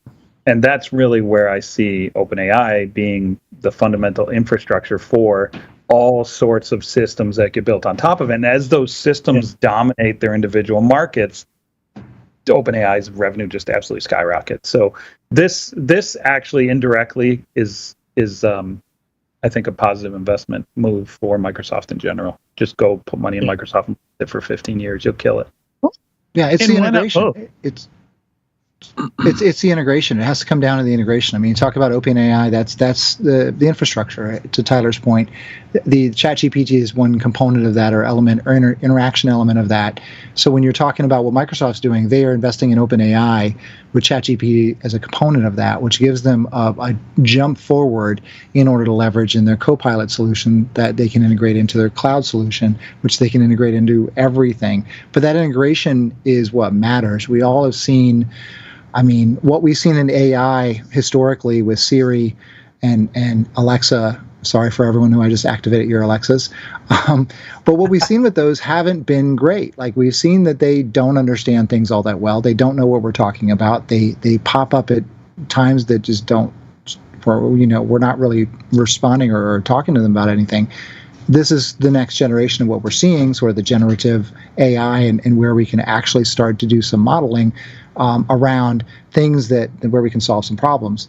In a news article we had on the show a few weeks ago, where a researcher, I believe it was a physicist, was saying that AI today is basically a tape recorder. It's just taking the information, some corpus of information, and restating it in ways that humans like. The next level is going to be very interesting when it can generate more unique and novel information without that corpus of information, without having to load tons of data into an LLM. And Microsoft will be, I think, well positioned for that because of their partnership investment in OpenAI. Yeah. Yeah, and I was saying why not both? Because I think the number one way that people are using ChatGPT today is through their very basic but functional interface, right? And they now have official mobile apps as well. So yes, Google was integrated into a whole bunch of things, Google search, but still the main way that people used it was just google.com, right? So why not both? Same thing where... Yeah, Microsoft. I actually used. I was doing a road trip earlier this year from Florida back up north, and one of the things that was very helpful was I said, if I'm driving 300 miles, which is about the range of at that point of the vehicle I was driving, what is the next gas station that I can find on Interstate 95? And it gave me an accurate kind of range of where I would be from a city perspective and maybe even from a gas station perspective. That's something that AI can open things up to, where Google, you can't naturally look at that with maps to figure out, okay, if I'm here and I'm getting here, what does that look like? Sure, there's some apps and tools that help with that, but just a general query against an AI, that's something that can be truly helpful. And I think that's where we're at today, is that first level of help. And I think that, to Tyler's point, looking at what the value is of something, certainly AI last year is very different than looking at it this year. And that's just crazy how quickly these things evolve. And it's interesting because it coincides with kind of, in my opinion, rock bottom usefulness for search engines in recent memory. I can't tell you how often search engine fails to find something for me. Like, I was looking for an old blog post that I'd done. If you're looking for anything old, freaking forget it. With most modern search engines, like they will downrate anything that's not, that's older than 12 months. So I was looking for this old blog post using some very specific search terms that I wrote, so including my name, and it's published on Google's blogging platform, and Google refused to return it in the results. And thankfully I was able to remember the name of that blog, and I was able to type in the domain directly and then browse and find my old blog post. But Google can no longer find my old blog post published on their own platform. Well, but shame on you for not using Google Ads on your blog site. Come on, man. I guess. But ChatGPT, I asked ChatGPT, it has no trouble finding it.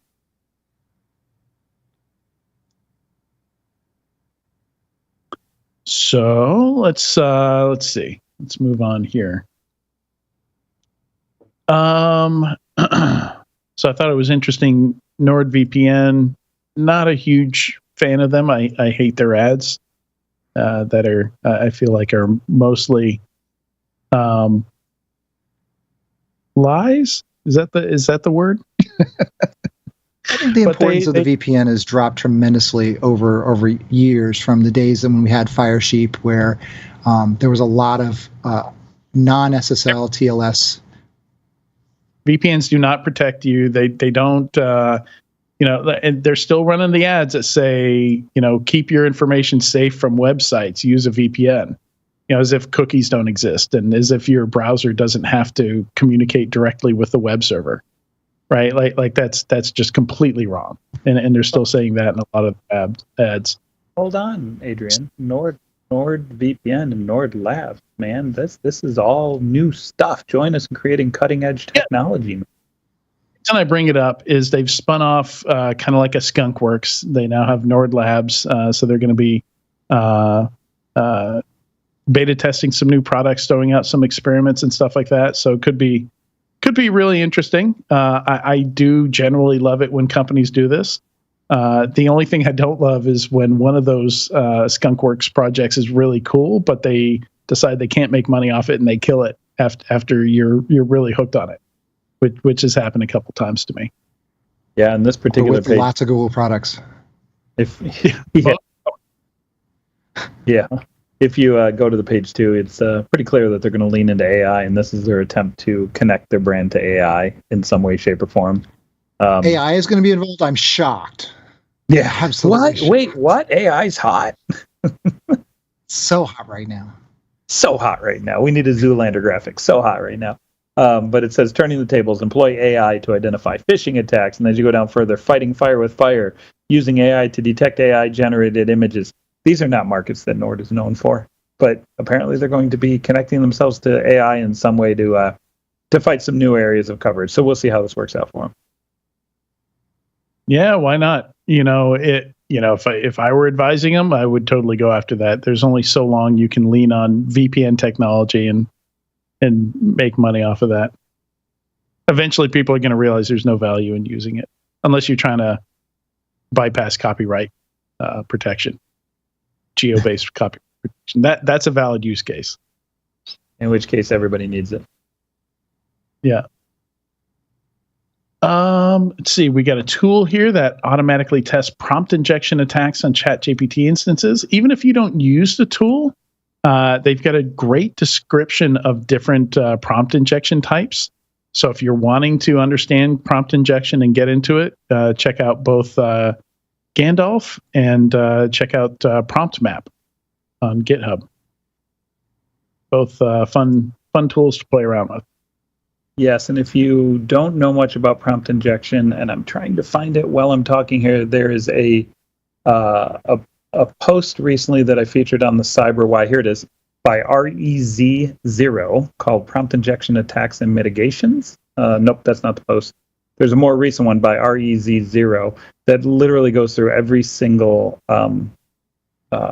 prompt injection style attack and the importance of different prompt attacks. So that could also be a good background read as well, and I will send it to the team to include on the website. Yeah, cool. Excellent. Let's see, what else? What was I gonna hit here? So Katie is not here this week, but I enjoyed her most recent post. 5 tips for creating a memorable cybersecurity brand and 5 that will crush you. Very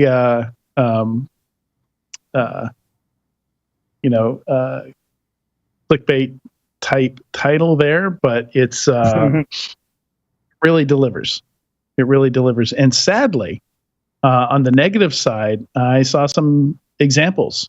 Folks were sharing some examples of some really cringy advertising that they saw at Black Hat, including some very sexist. There was some horrifying stuff that in 2023, I would think people know better. But yeah, you would think so, but it's not really the case these days. Like, people still make the same mistakes that we've been making for the past 20 years.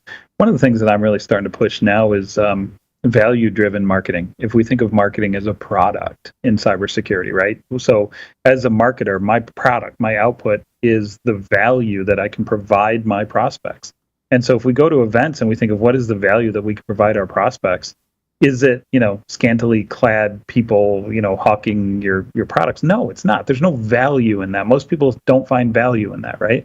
What they find value in is, better swag they're going to use. What they'll find value in is presentations that matter to them in your booth. What they find value in is an actual demo of a product that they can understand the technology from. So if you always think of providing value as a marketer, that's how you win, right? Provide value, people remember you. That increases your brand and makes you more pertinent. Yeah. Yeah, it looks like so Katie was talking to Kate Rosa, who's the what's the title? Senior Director of Brand at Exonius. And so a lot of this is from her interview with Rosa.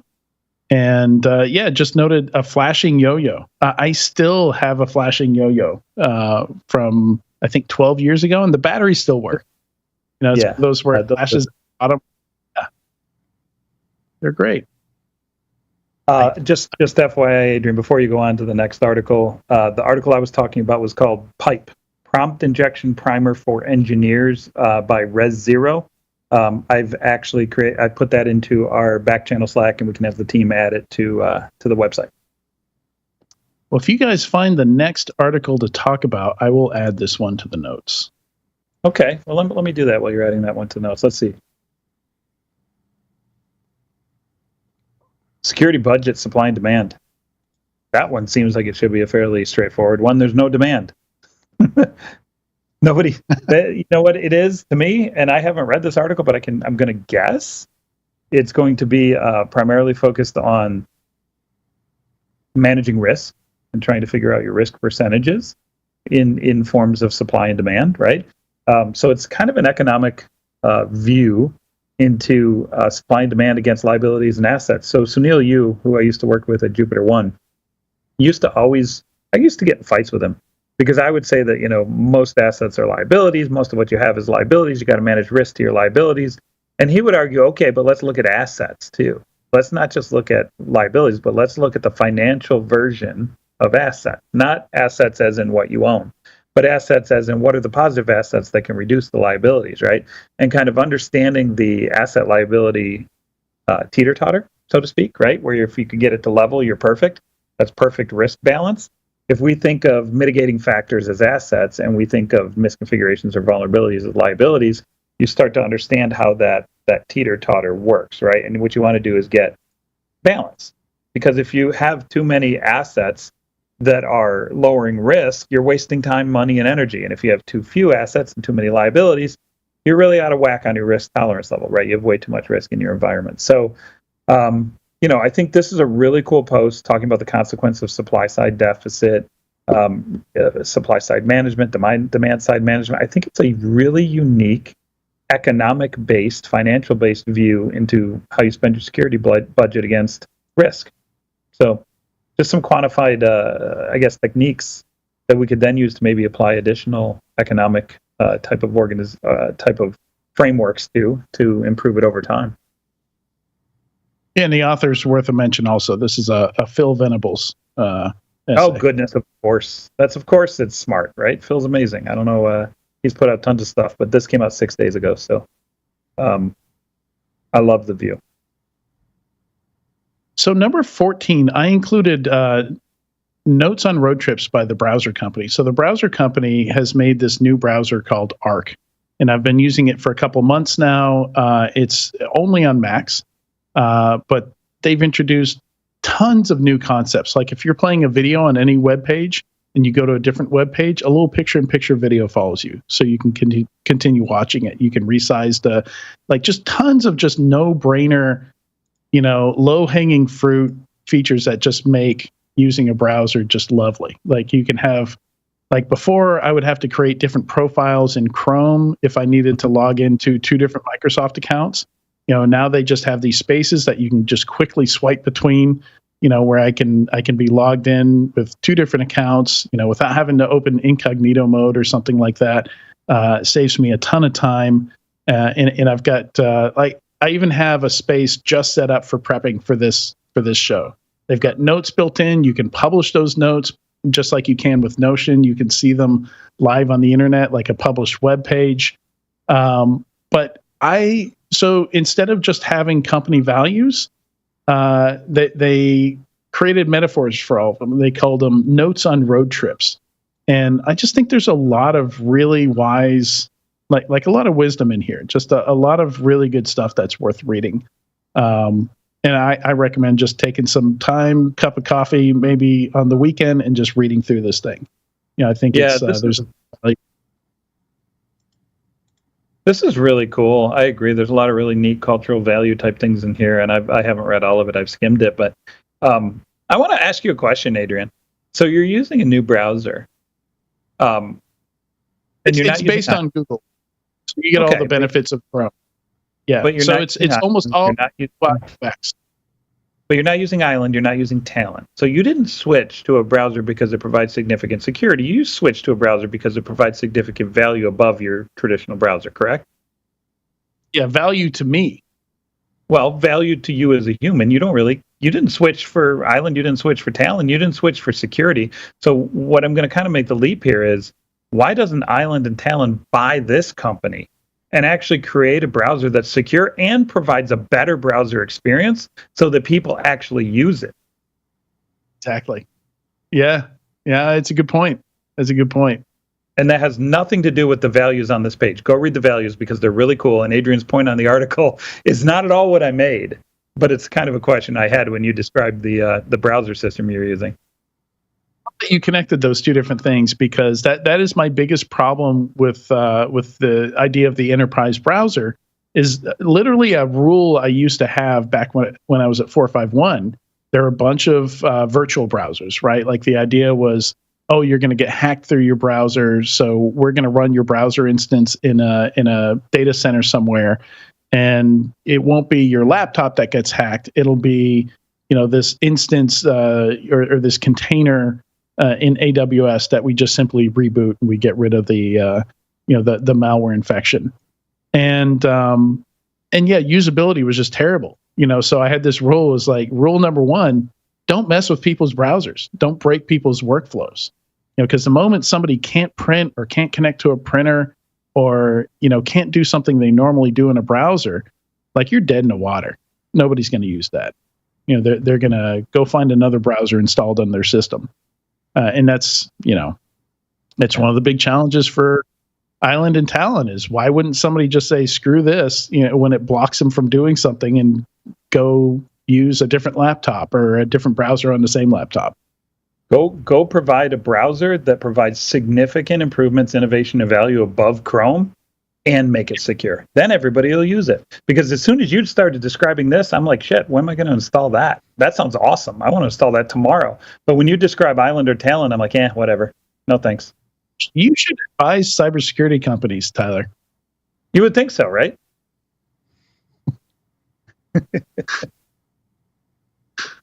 That's a brilliant point. Thank you for bringing that up. All right. So we've got, I haven't had time to look into it, but SemGrep has played around with AI for a while, and they're reporting back on their experiences there. Sean or Tyler, any of these really grab you that you want to jump to? Because we're not going to be able to get to all of these. And I want to wrap in the next 10. I thought it was interesting that Rackspace, we talked about back in December, January, about the exchange hack, that it cost about $10 million for them to deal with that. Out of the entire product line, right? Yeah, they had to move everything Exchange Online from hosting their own exchange. That was interesting. The Quackbot takedown is interesting. There's a quote here saying documents published by the DOJ and supported today's takedown state. Beginning on August 25th, 2023, so very recently, last week, law enforcement gained access to the Quackbot botnet, redirected botnet traffic to and through servers controlled by law enforcement, and instructed Quackbot infected computers to download a Quackbot uninstall file that uninstalled Quackbot malware from the infected computer. And then there's a quote saying that they didn't remediate any other malware specific to Quackbot. And another point from the article is that from recent figures from the managed security firm ReliaQuest, Quackbot is by far the most prevalent malware loader. Malicious software used to secure access to a hacked network and help drop additional malware payloads. Department of Justice said that they were able to seize more than 50 internet servers tied to the malware network and nearly $9 million in what they call ill-gotten cryptocurrency from Quackbot cyber criminal overlords. So that was pretty interesting. This is probably the first of many that we're going to see where law enforcement injects themselves as a person in the middle, and it gets things cleaned up when it's large enough. When you're a criminal organization and you rise to the prevalence or the point where law enforcement is interested, they're going to do something about it. And it's always interesting when they're actually reaching into systems and removing it, right? Like that's interesting. That makes me. It seems like are they allowed to cross that line? I guess they are. It's not the first time they've done it. But right, and it does say in the article that they work with law enforcement partners in France, Germany, Latvia, Netherlands, Romania, and the United Kingdom. So you have to assume that there was some I don't know, conveyance of rights or ability to do that outside of U.S. borders. So apparently it was determined that for the greater good, this should be cleaned up. Sean, you can't get away with talking about this without mentioning the name of the operation. Yes, you are correct. Operation Duck Hunt. Because it's Quackbot, right? Yes, Duck Hunt. Love it. Yeah, I love it.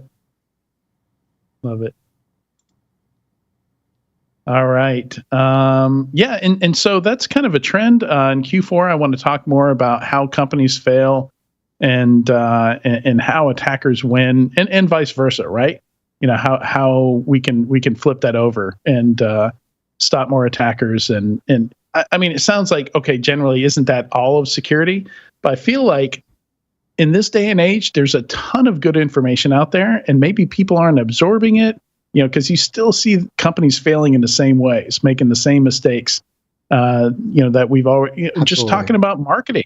Like, I don't know why marketing teams are making the same mistakes. Like, there's so many examples of other companies getting raked over the coals for, making bad decisions.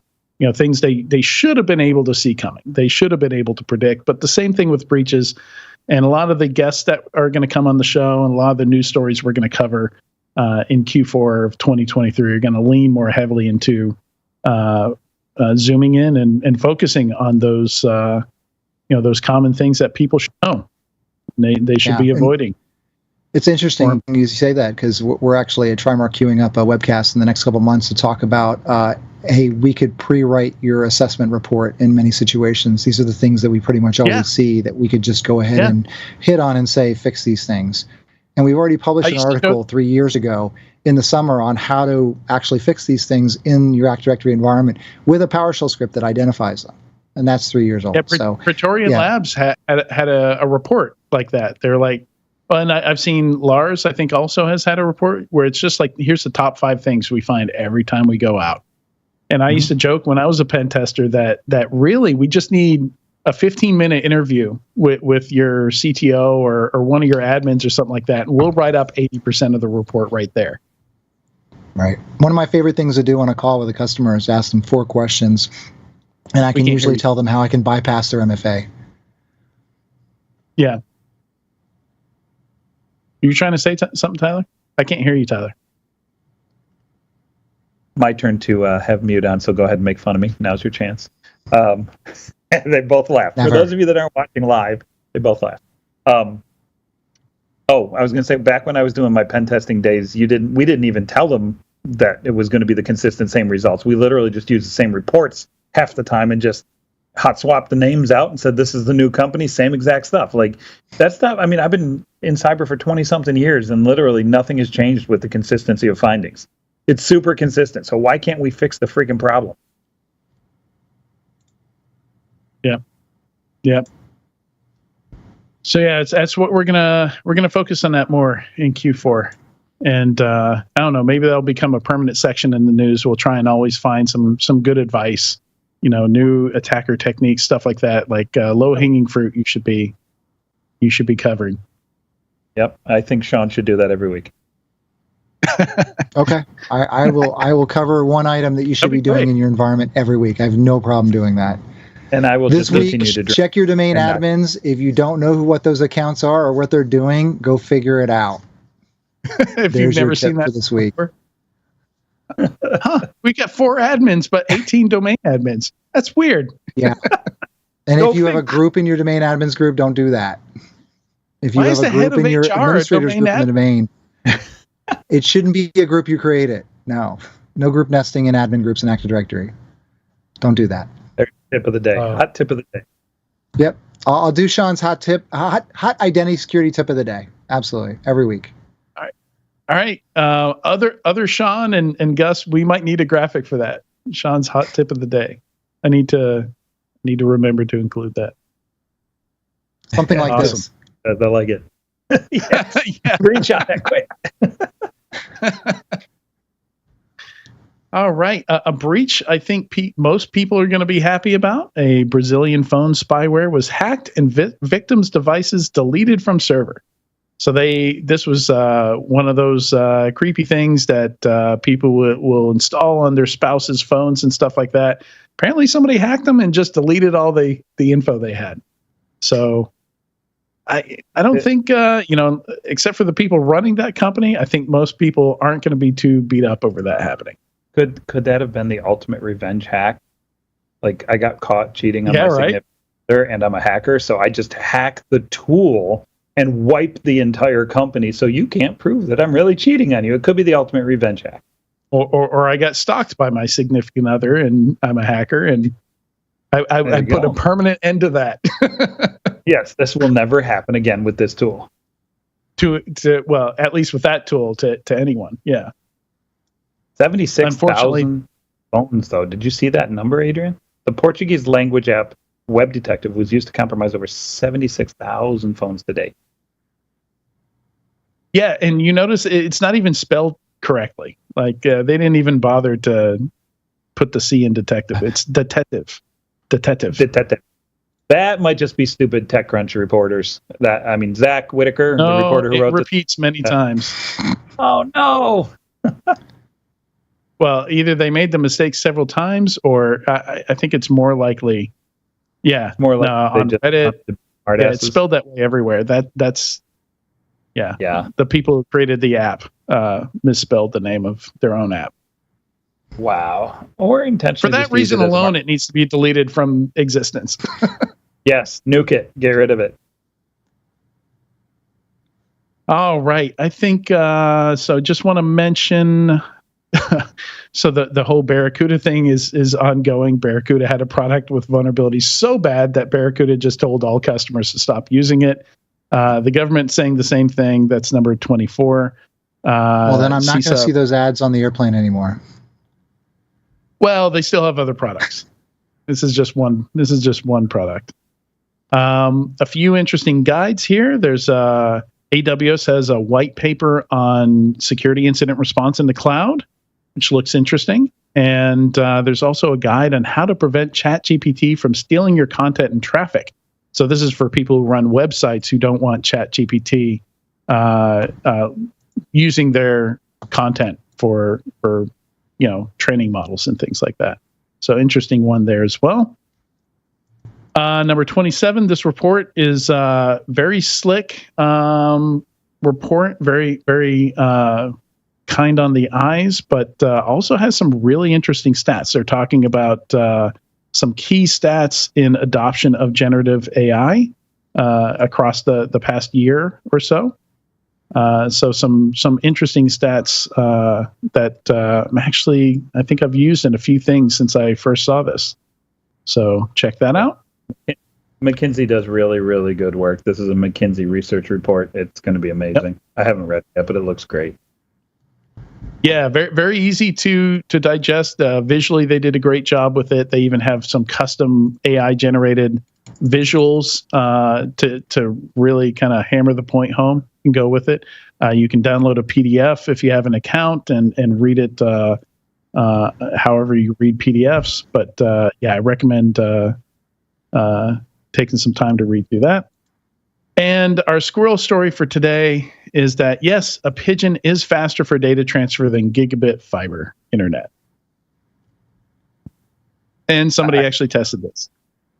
I think the old story was that you never underestimate the data transfer rate of a station wagon filled with hard drives. So, like, if you can physically move the data storage. What's that? That is mentioned in the YouTube video. He does include that. If you can physically move a storage device, it could be faster. With a picture of a station wagon for millennials who have never seen one. Only if it has the wood trim. It's got to have the exterior wood trim. It does. Yes. Adrian, tell me he makes mention to the unladen versus laden swallow discussion in Monty Python. He does not. Because that immediately came to mind. What, African or European? Exactly. Exactly. I'm looking for the station wagon pic so we can put this somewhere. A pigeon is faster for data transfer than gigabit fiber internet. Is that African pigeons or European pigeon? That's what I want to know. Or a New York City pigeon. I think a New York City pigeon would be the fastest. Actually, a New York City rat would be the fastest. I've seen them take a slice of pizza crazy fast. I tell you that nothing's faster than a seagull on the boardwalk when it sees that you're eating fries. Oh my gosh. I can't tell you the number of times I've had my fries swiped by those little jerks. They come down and they come down out of nowhere. You could be about to put that sucker right in your mouth and they'll take it. Yeah. They do not care. I think seagulls are the honey badgers of flight. I was just about to say that, Tyler. Just about to say that, literally. Freaking honey badgers with wings. They don't care. Oh, that's too funny. All So right. what you do is when you get your fries, you got to throw some on the ground and then go the other way. So that would distract them, right? You cover them up and you throw some away. I like it. You have good technique. Go ahead, Adrian. Yeah. Yeah, I just screenshotted the the station wagon.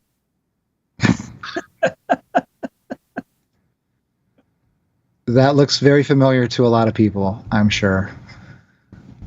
Yep. Yeah, we had a Chevy Citation growing up, and I think it went through 3 engines or 3 transmissions, 3 of something really important.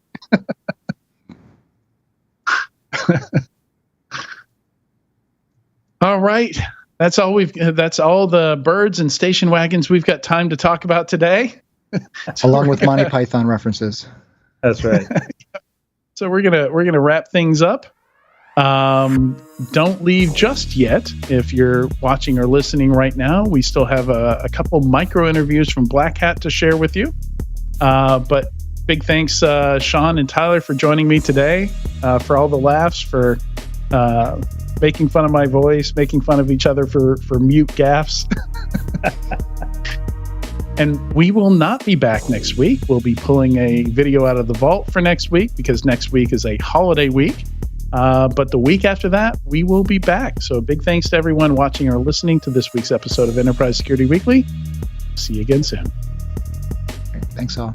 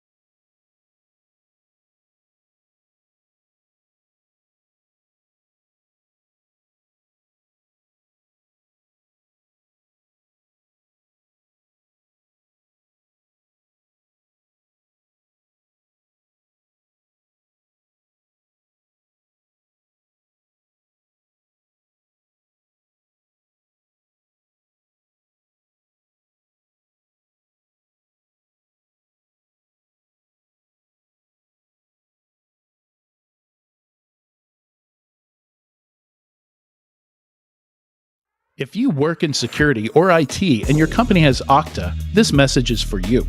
Imagine a world where only secure devices can access your cloud apps. In this world, phish credentials are useless to attackers, and you can manage every OS, even Linux, from a single dashboard. Best of all, you can get employees to fix their own device security issues without creating more work for IT.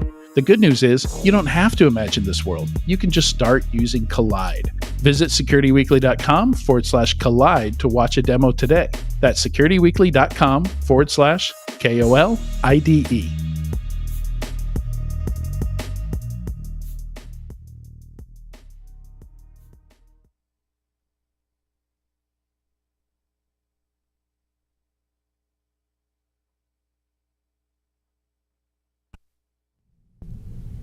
Hello and welcome. I'm Sean Metcalf with Security Weekly, and I am here at Black Hat live on day 2 with Raghu Nandakumara. Hopefully I said that correctly. Perfect. Senior Director, Head of Industry Solutions at Illumio.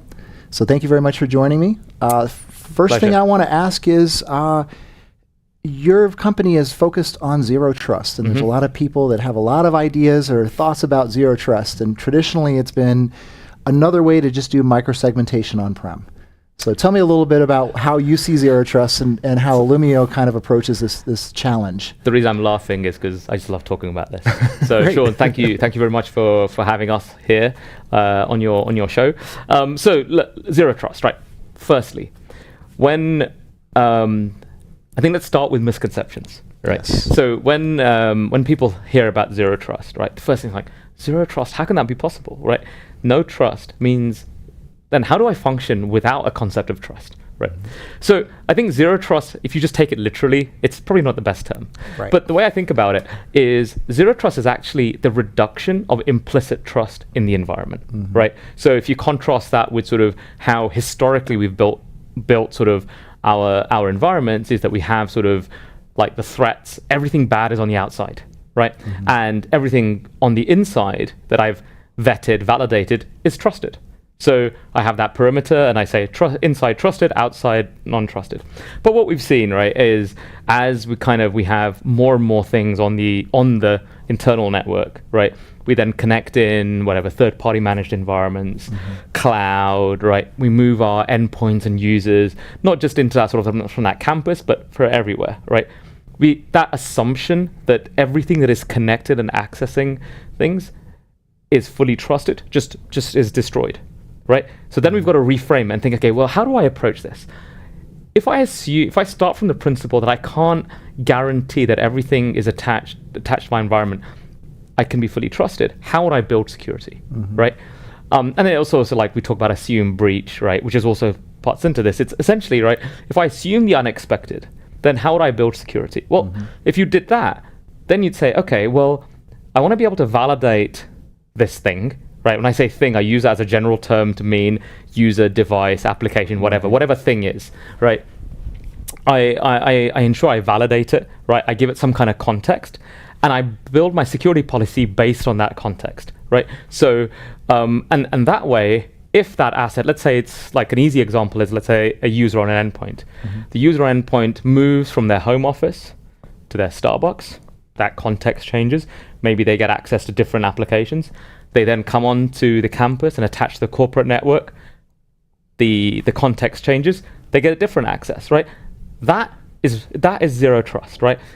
Providing non-implicit, context-based access, right? So that as much as possible, you can only access what you actually need to, right? And that I guess that last part is sort of the ultimate goal. If we can get to a point where we can only ever access what we need to, that's excellent. When we need to have that access. When we need to have access. Yeah. Exactly. I think the challenge that we've had is that, to your point about zero trust and how it's like, how do you get to that point, is we've had all trust all the time. And flat networks from the very beginning, basically, we've said everything connect to everything. They just always communicate. And so there's this concept or idea around zero trust where nothing is trusted, but everything will just automatically connect to what it needs to and have that access, right? And that's the challenge, because when you have assume breach, as we talked about, on the network, And then we went through 2020 and 2020, and everyone is everywhere. Like you said, not just Starbucks. They're at home, or they're at a hotel somewhere, maybe here in Vegas. How do you ensure that they still have the appropriate access when they need it, when they're supposed to, exactly, and then it's not being impersonated? And absolutely, that's the challenge. That's absolutely the challenge, and it's also a bit of an emotional challenge because again, that concept of trust, like for humans, trust is such an important thing, right? And then when you say zero trust, it's like, okay, why are you not trusting me? But I think the way we should also think about it is that from an effort perspective, right? In order to maintain a fully trusted environment all the time, the effort is significant, right? Every single thing just from the building blocks of the network itself to everything that you then deploy on top of it, the server, the operating system that's running on the server, the application that's running on there, the user that it's accessing, every single thing you have to go and validate, and all the agents, and then the patches, you have to be able to manage that. But here, actually, by adopting Zero Trust, you're allowing yourself to have a far more dynamic, productive environment. And done properly, it's an enabler for business productivity, right? And delivering better security. So I like that approach. And one of the things that you've talked about before is this concept of you're not just in the home office, you're at Starbucks, you're somewhere else. And now we have cloud services. So we have cloud workloads as well. So it's not even a situation where we're really just talking about on-prem, or I'm sorry, in the office or out of the office. It's in the office, out of the office, in the cloud, in some other place. So how does Zero Trust expand kind of that mesh concept to cloud services? Well, we were talking off air about this, right? I don't see, so we absolutely and rightfully make a big deal about cloud security, right? But from my perspective, cloud security isn't massively different to how we consider on-prem security. It is just an extension of that, right? So whatever we have considered to be sacrosanct, important for how we build security and the sort of like the foundations, right? Or the must-haves or basic security building blocks, whatever you want to call it, those fundamentals are just as important in cloud, right?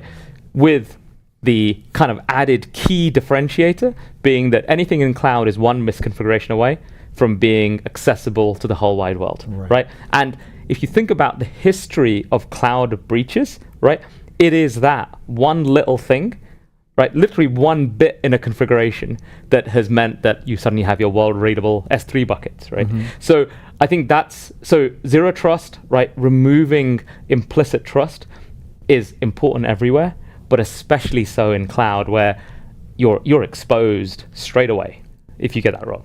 Yeah, I like the approach that you have and what you talked about from the context. Because for me, I think it's always important to understand what the context is to it. Whether a user is connected into a VDI, whether they're on their laptop, in the office, or at home, or they're in or connected to some sort of cloud workload, that context is important to determine what sort of access they have, and maybe even when they're allowed to have that access, especially in a world today where we see these administrative credentials getting stolen all the time.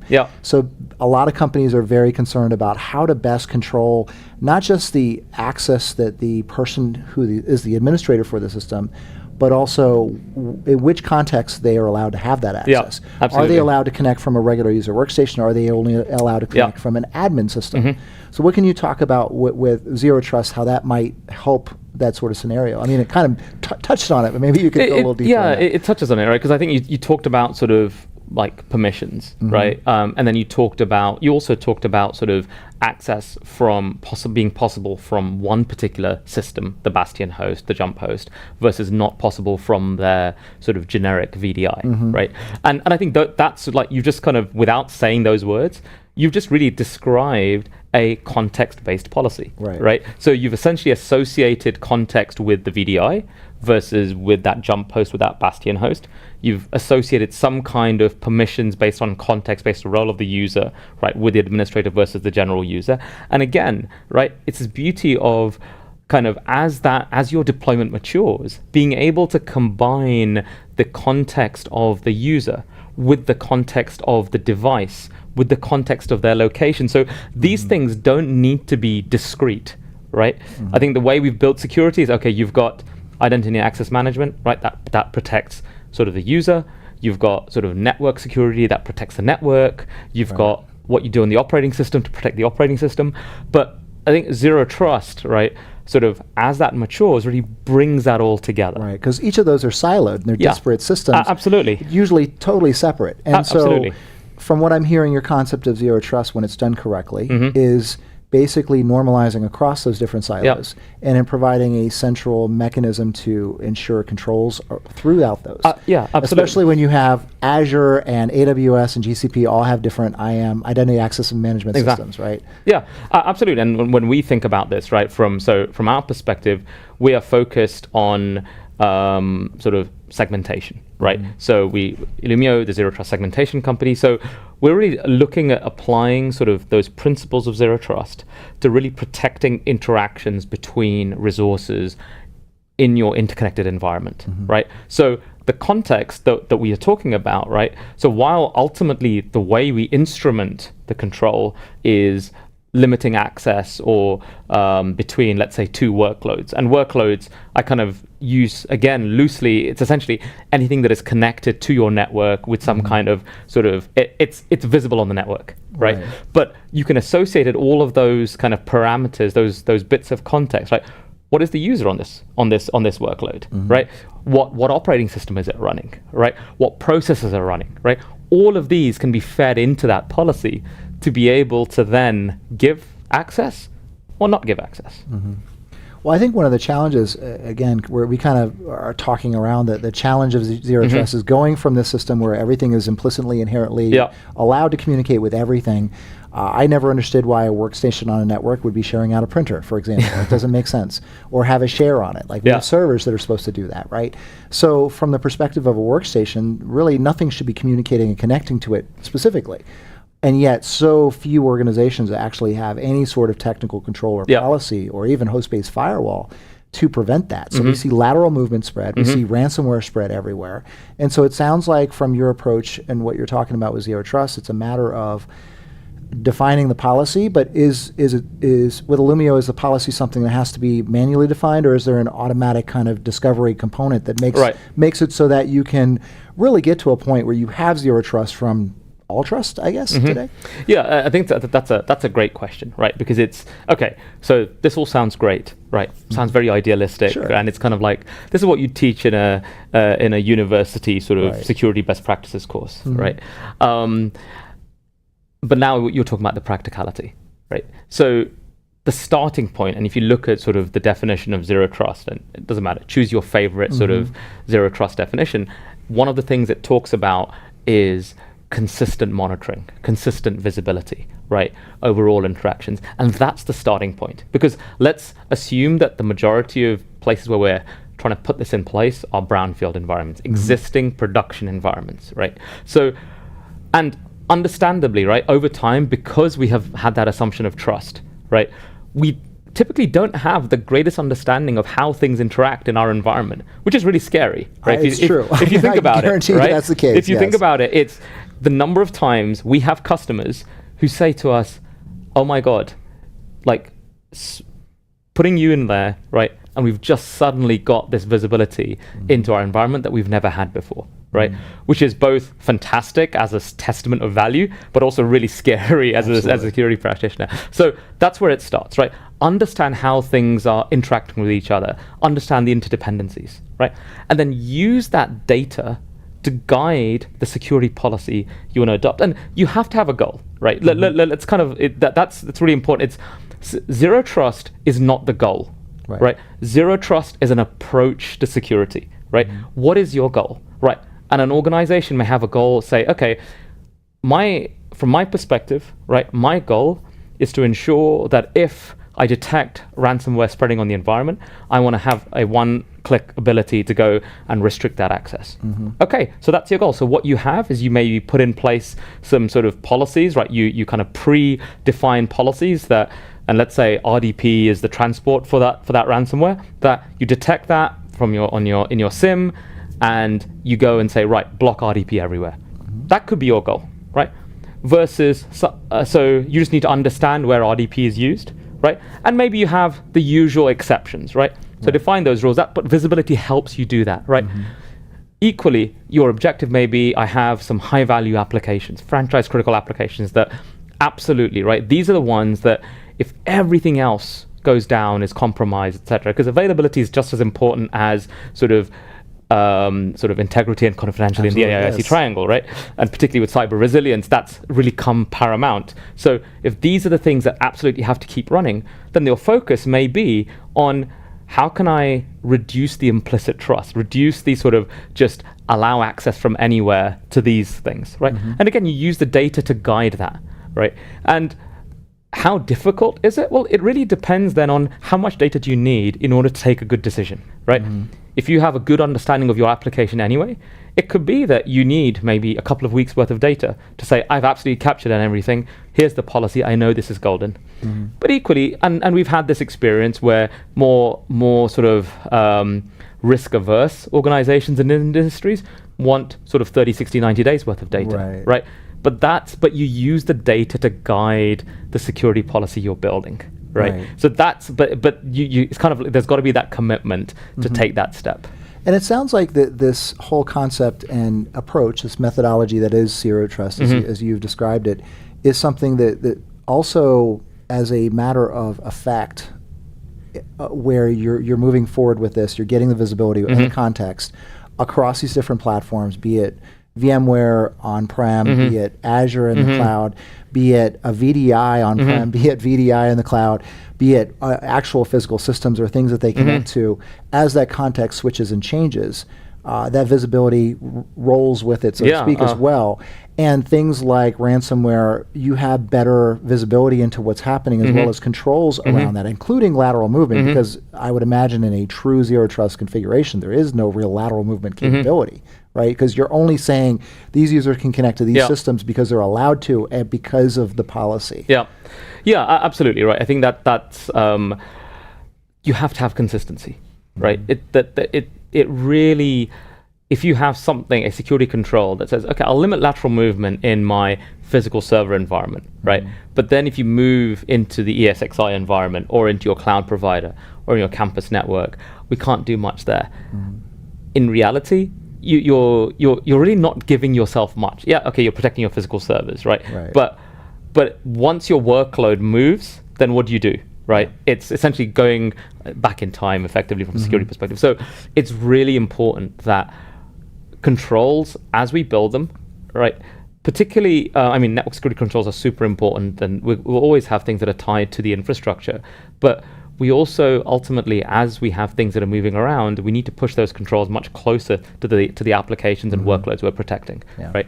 So that's why, like in the approach that we take from day sort of zero, from sort of founding principles, is we must provide our customers a way of being able to adopt this capability consistently as those workloads move around in their environment, right? So yeah, we're kind of like taking an infrastructure agnostic approach so that on-prem, physical, ESXi, cloud provider of your choice, right?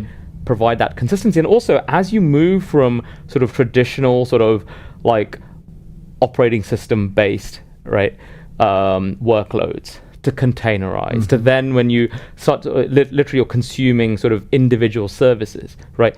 Even those need that control. So it's really being able to really provide that control regardless of how the users are, what components they're using. That's fascinating. Thank you. I really enjoyed this discussion about Zero Trust. Certainly, I've been skeptical about Zero Trust. If you're still skeptical about Zero Trust, please visit securityweekly.com/IllumioBH. And thank you very much, Raghu. I appreciate your time. No problem. Talking My with pleasure. me here. Sean, and thank you all for joining us as well. I'm signing off for myself at Black Hat on Security Weekly. Thank you very much for joining us, and hopefully we'll see you next year.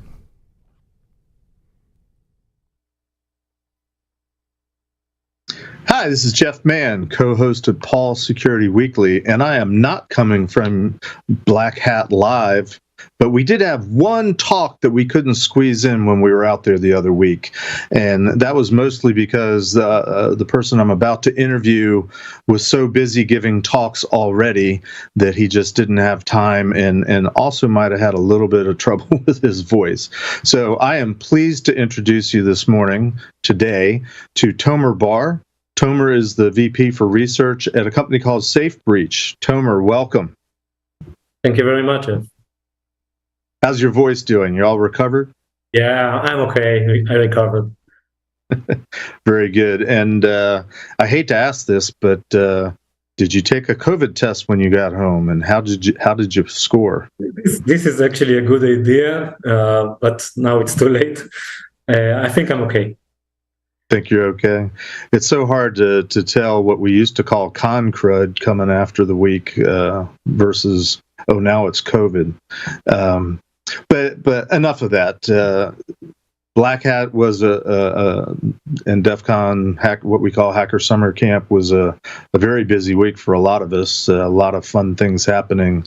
Tell us a little bit about yourself, Tomer, and tell us a little bit about what you were doing at Black Hat that got you so busy and had you lose your voice. Of course, I would glad to do that. So my name is Tomer Bar. I started with computers when I was a child, but only for computer games. But after I finished my first degree in computer science, I joined the Israeli government and worked for the Prime Minister office for more than a decade. After that, I worked for more than 5 years for Palo Alto Networks. I manage one of their research security group on the endpoint world and domain. And in the last 4 years, I'm running Safebreach research. So at Black Hat, we had 3 talks at Black Hat. I spoke in 2, and we had another 2 in DEF CON the same week. So that was the reason that I lost my voice, but I will be glad to do it every year. I'll tell you what, I did a couple of these interviews, but I was talking to people basically the whole week. I was losing my voice by Thursday or Friday, so it happens. So what do we want to talk about? What's Safebreach been working on? What were your talks about? What are you excited about right now? Great. So I will start by explaining about Safebreach. Actually, Safebreach is the pioneer in a domain called BUS. BUS is for breach and attack simulation, and actually, it's a platform that allows large enterprises to understand their real security posture by simply running attacks in a safe manner, and they can see if their multi-million security controls that cost a lot of money can detect and block each attack.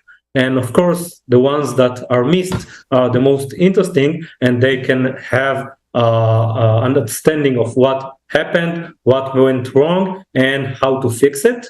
And usually people ask, okay, so it's like a pen test.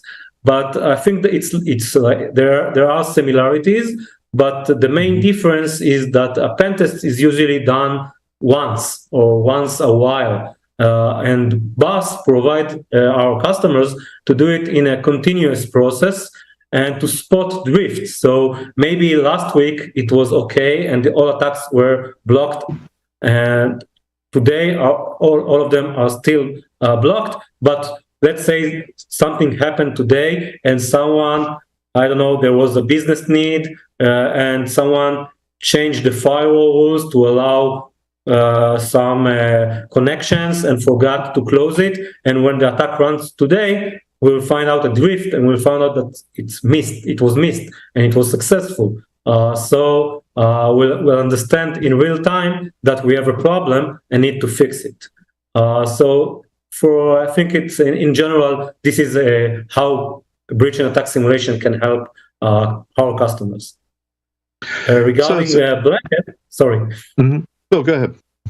Regarding Black Hat, we are monitoring different threat groups from all around the globe and understanding their mindsets, their techniques, and we mimic them as close as possible in our safe attacks. It's important because of course, you don't want to run the exact attack. You don't want to just run ransomware, real ransomware in customers' production environment, because it will harm them, and we don't want to do that. But the other way is also important, because if our simulation won't be close enough to the real threat, they might get some false feeling of security, because they will think, okay, all of the simulation were blocked, we are safe, but when the real attack will arrive, if it won't be close enough, the simulation, it might bypass their security controls, and we don't want this false sense of security. So this is very important. And beside that, we are doing original research, not just monitoring the things that are going in the wild. We are doing our own research on everything that is like important and significant. We just celebrated our 40 zero-day report on discovery. Of course, we work with all vendors in a responsible disclosure process. We report about our findings, sharing all of our finding and knowledge and how to fix the vulnerability. With Microsoft, leading EDRs, Dell, AWS, significant vendors, and after they fix the vulnerabilities and close them, then we release attacks, exclusive attacks in our platform, so our customers will be able to test if their environment are safe or not. So, for example, one of the research was called Defender Pretender. We call it that way because we analyze Defender, a very sensitive process, the ones that are in charge of getting the updates, the signature updates. So let's say there is a new threat, a new ransomware, for example. So Microsoft analyze it and generate a signature to detect it. And in order that all of the endpoints around the world and server, or any Windows machine in the world will detect it, they will need to update it. And so each agent just download a file from the internet, from Microsoft Cloud, and then the update run, and then it will be able to detect the new threat. And we found out that all 6 files involved in this update process are digitally signed, which is very good. But we found out that Microsoft forgot to validate that all of the files are digitally signed in the entire in all the steps of the update. So we leverage this finding to update Defender with our own database, signature database, which was unsigned from the weakest user without permission, unprivileged user, and we're able to insert, edit, modify, or delete any signature. So the attack vectors are versatile. For one example, the simplest one is to remove all the signatures of a specific threat. So, for example, Mimikatz, we can remove all the Mimikatz signature. Mimikatz is a very common tool to extract user credentials from a process in Windows that store those credentials, and you can get all of the passwords of all users. So when we removed Mimikatz signatures, we can run the exact common in the wild Mimikatz, the known one, and bypass Microsoft Defender. We can also add our own signature and say this benign signature or set of characters are malicious. And we found out that all of the executables in Windows since the 80s, since the first version of Windows all around the world, contains a specific unique strings at the beginning of each executable. So we told Defender that this string, these characters are actually malicious. And after a few seconds, Defender tried to delete and succeeded in deleting all of the files in the operating system. So the drivers, the OS files. So it led to denial of service because Windows cannot operate without those critical files. And of course, you can also delete user data, administrator data, even from the weakest user. Let's say you want to delete all of the files that could contain a specific word, like news, or Safebreach or DEFCON, Black Hat, or anything like that. You can just add a signature that says Black Hat is malicious, and from that point, Defender will delete it. So this is just one example. Interesting. Great. Well, I appreciate you giving us that recap of what you guys were doing at Black Hat. I want to back up a little bit and let's talk about the breach and attack simulation just as a thing. I'm curious. You mentioned initially how it's similar and yet different from a pen test. I'm curious in terms of organizations that are out there and they're conducting business on the internet. What are you seeing as the best companies that can get the most use out of breach and attack simulation? Do you have opinions on maturity level, when a company is ready for it? Are there things that they should be doing beforehand before they do breach and attack simulation, or do you see breach and attack simulation as some way better than or more appropriate than more or less traditional security practices, let's say, that some of us old timers might have been trying to educate companies for decades, and maybe they're getting it and maybe they're not. But just talk to me a little bit about the philosophy and the methodology of breach and attack simulation for a few moments.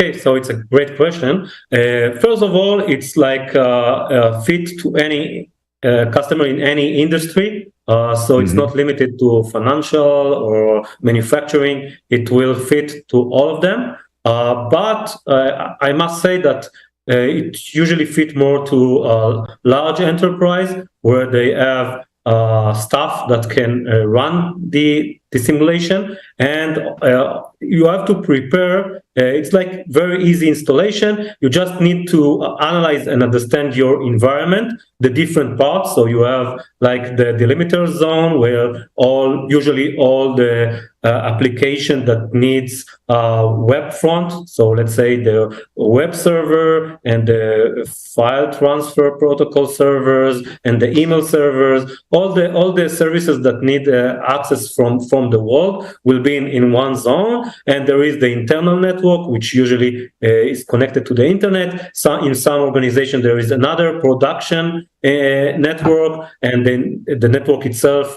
is like divided into segments and different zones. So you need to have a good understanding of your architecture and where to put and install our simulator. The simulator is a basic agent that can play the two different roles. It can play from one side the attacker, and it can also play the victim. So after the organization, usually together with us, decided where to place those agents, they can decide which attack to run from each agent to the other.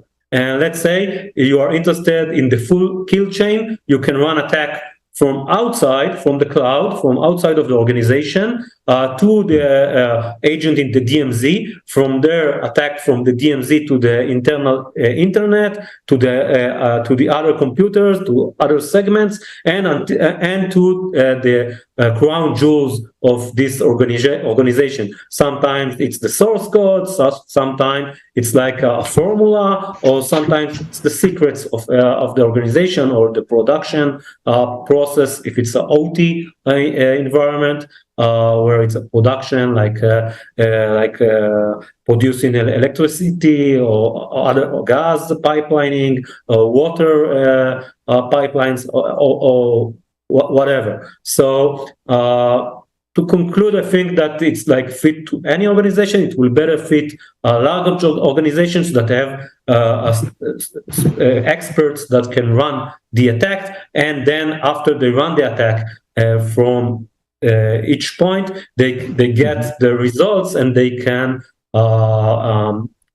understand the results and fix what needs to be fixed. So we talk a lot on our show about breaches and various companies that have been victimized, and we often talk, and related to pen testing as well. We often talk about findings and remediations, and something that we've been talking about lately is we keep falling, at least I do, is we keep falling back on most of the breaches that occur out there. If you do a root cause analysis, it often comes back to some sort of process failure. I'm sure you're familiar with the elements of data security being people, process, and technology. I'm curious as to how well your solution or in general breach and attack simulations address and look for not just the vulnerability or the misconfiguration that might be out in the environment, but how well does it track process failures? And then on the flip side, when something has been discovered, to what extent do you say, this system had a patch that should have been installed 6 months ago, but do you tie that to you really should look into your patch management process because something's not working? Can you speak to that a little bit? Of course. So I think that I will explain it by the difference between this new breach and attack simulation techniques to the old pen test and red teaming. So let's say there is let's say the attacker starts always from remote, and he's starting from point A. He will try to reach point B, C, D until Z.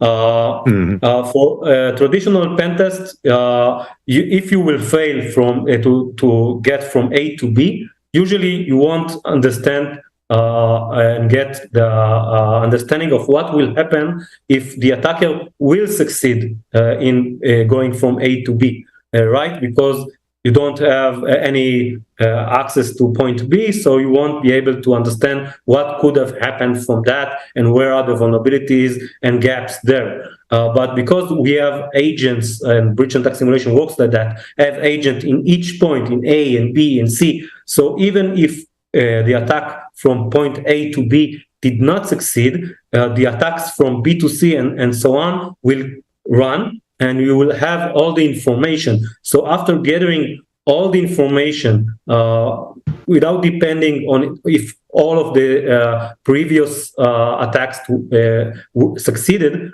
then you can get a lot of data, and we gather all of these findings into insights. So that our customers can get insights on the eye level and not just on the technical details themselves, which they are also provided with, but they can understand if there are where are their main gaps. If it's the email security, the web security, their endpoint security, network security, cloud,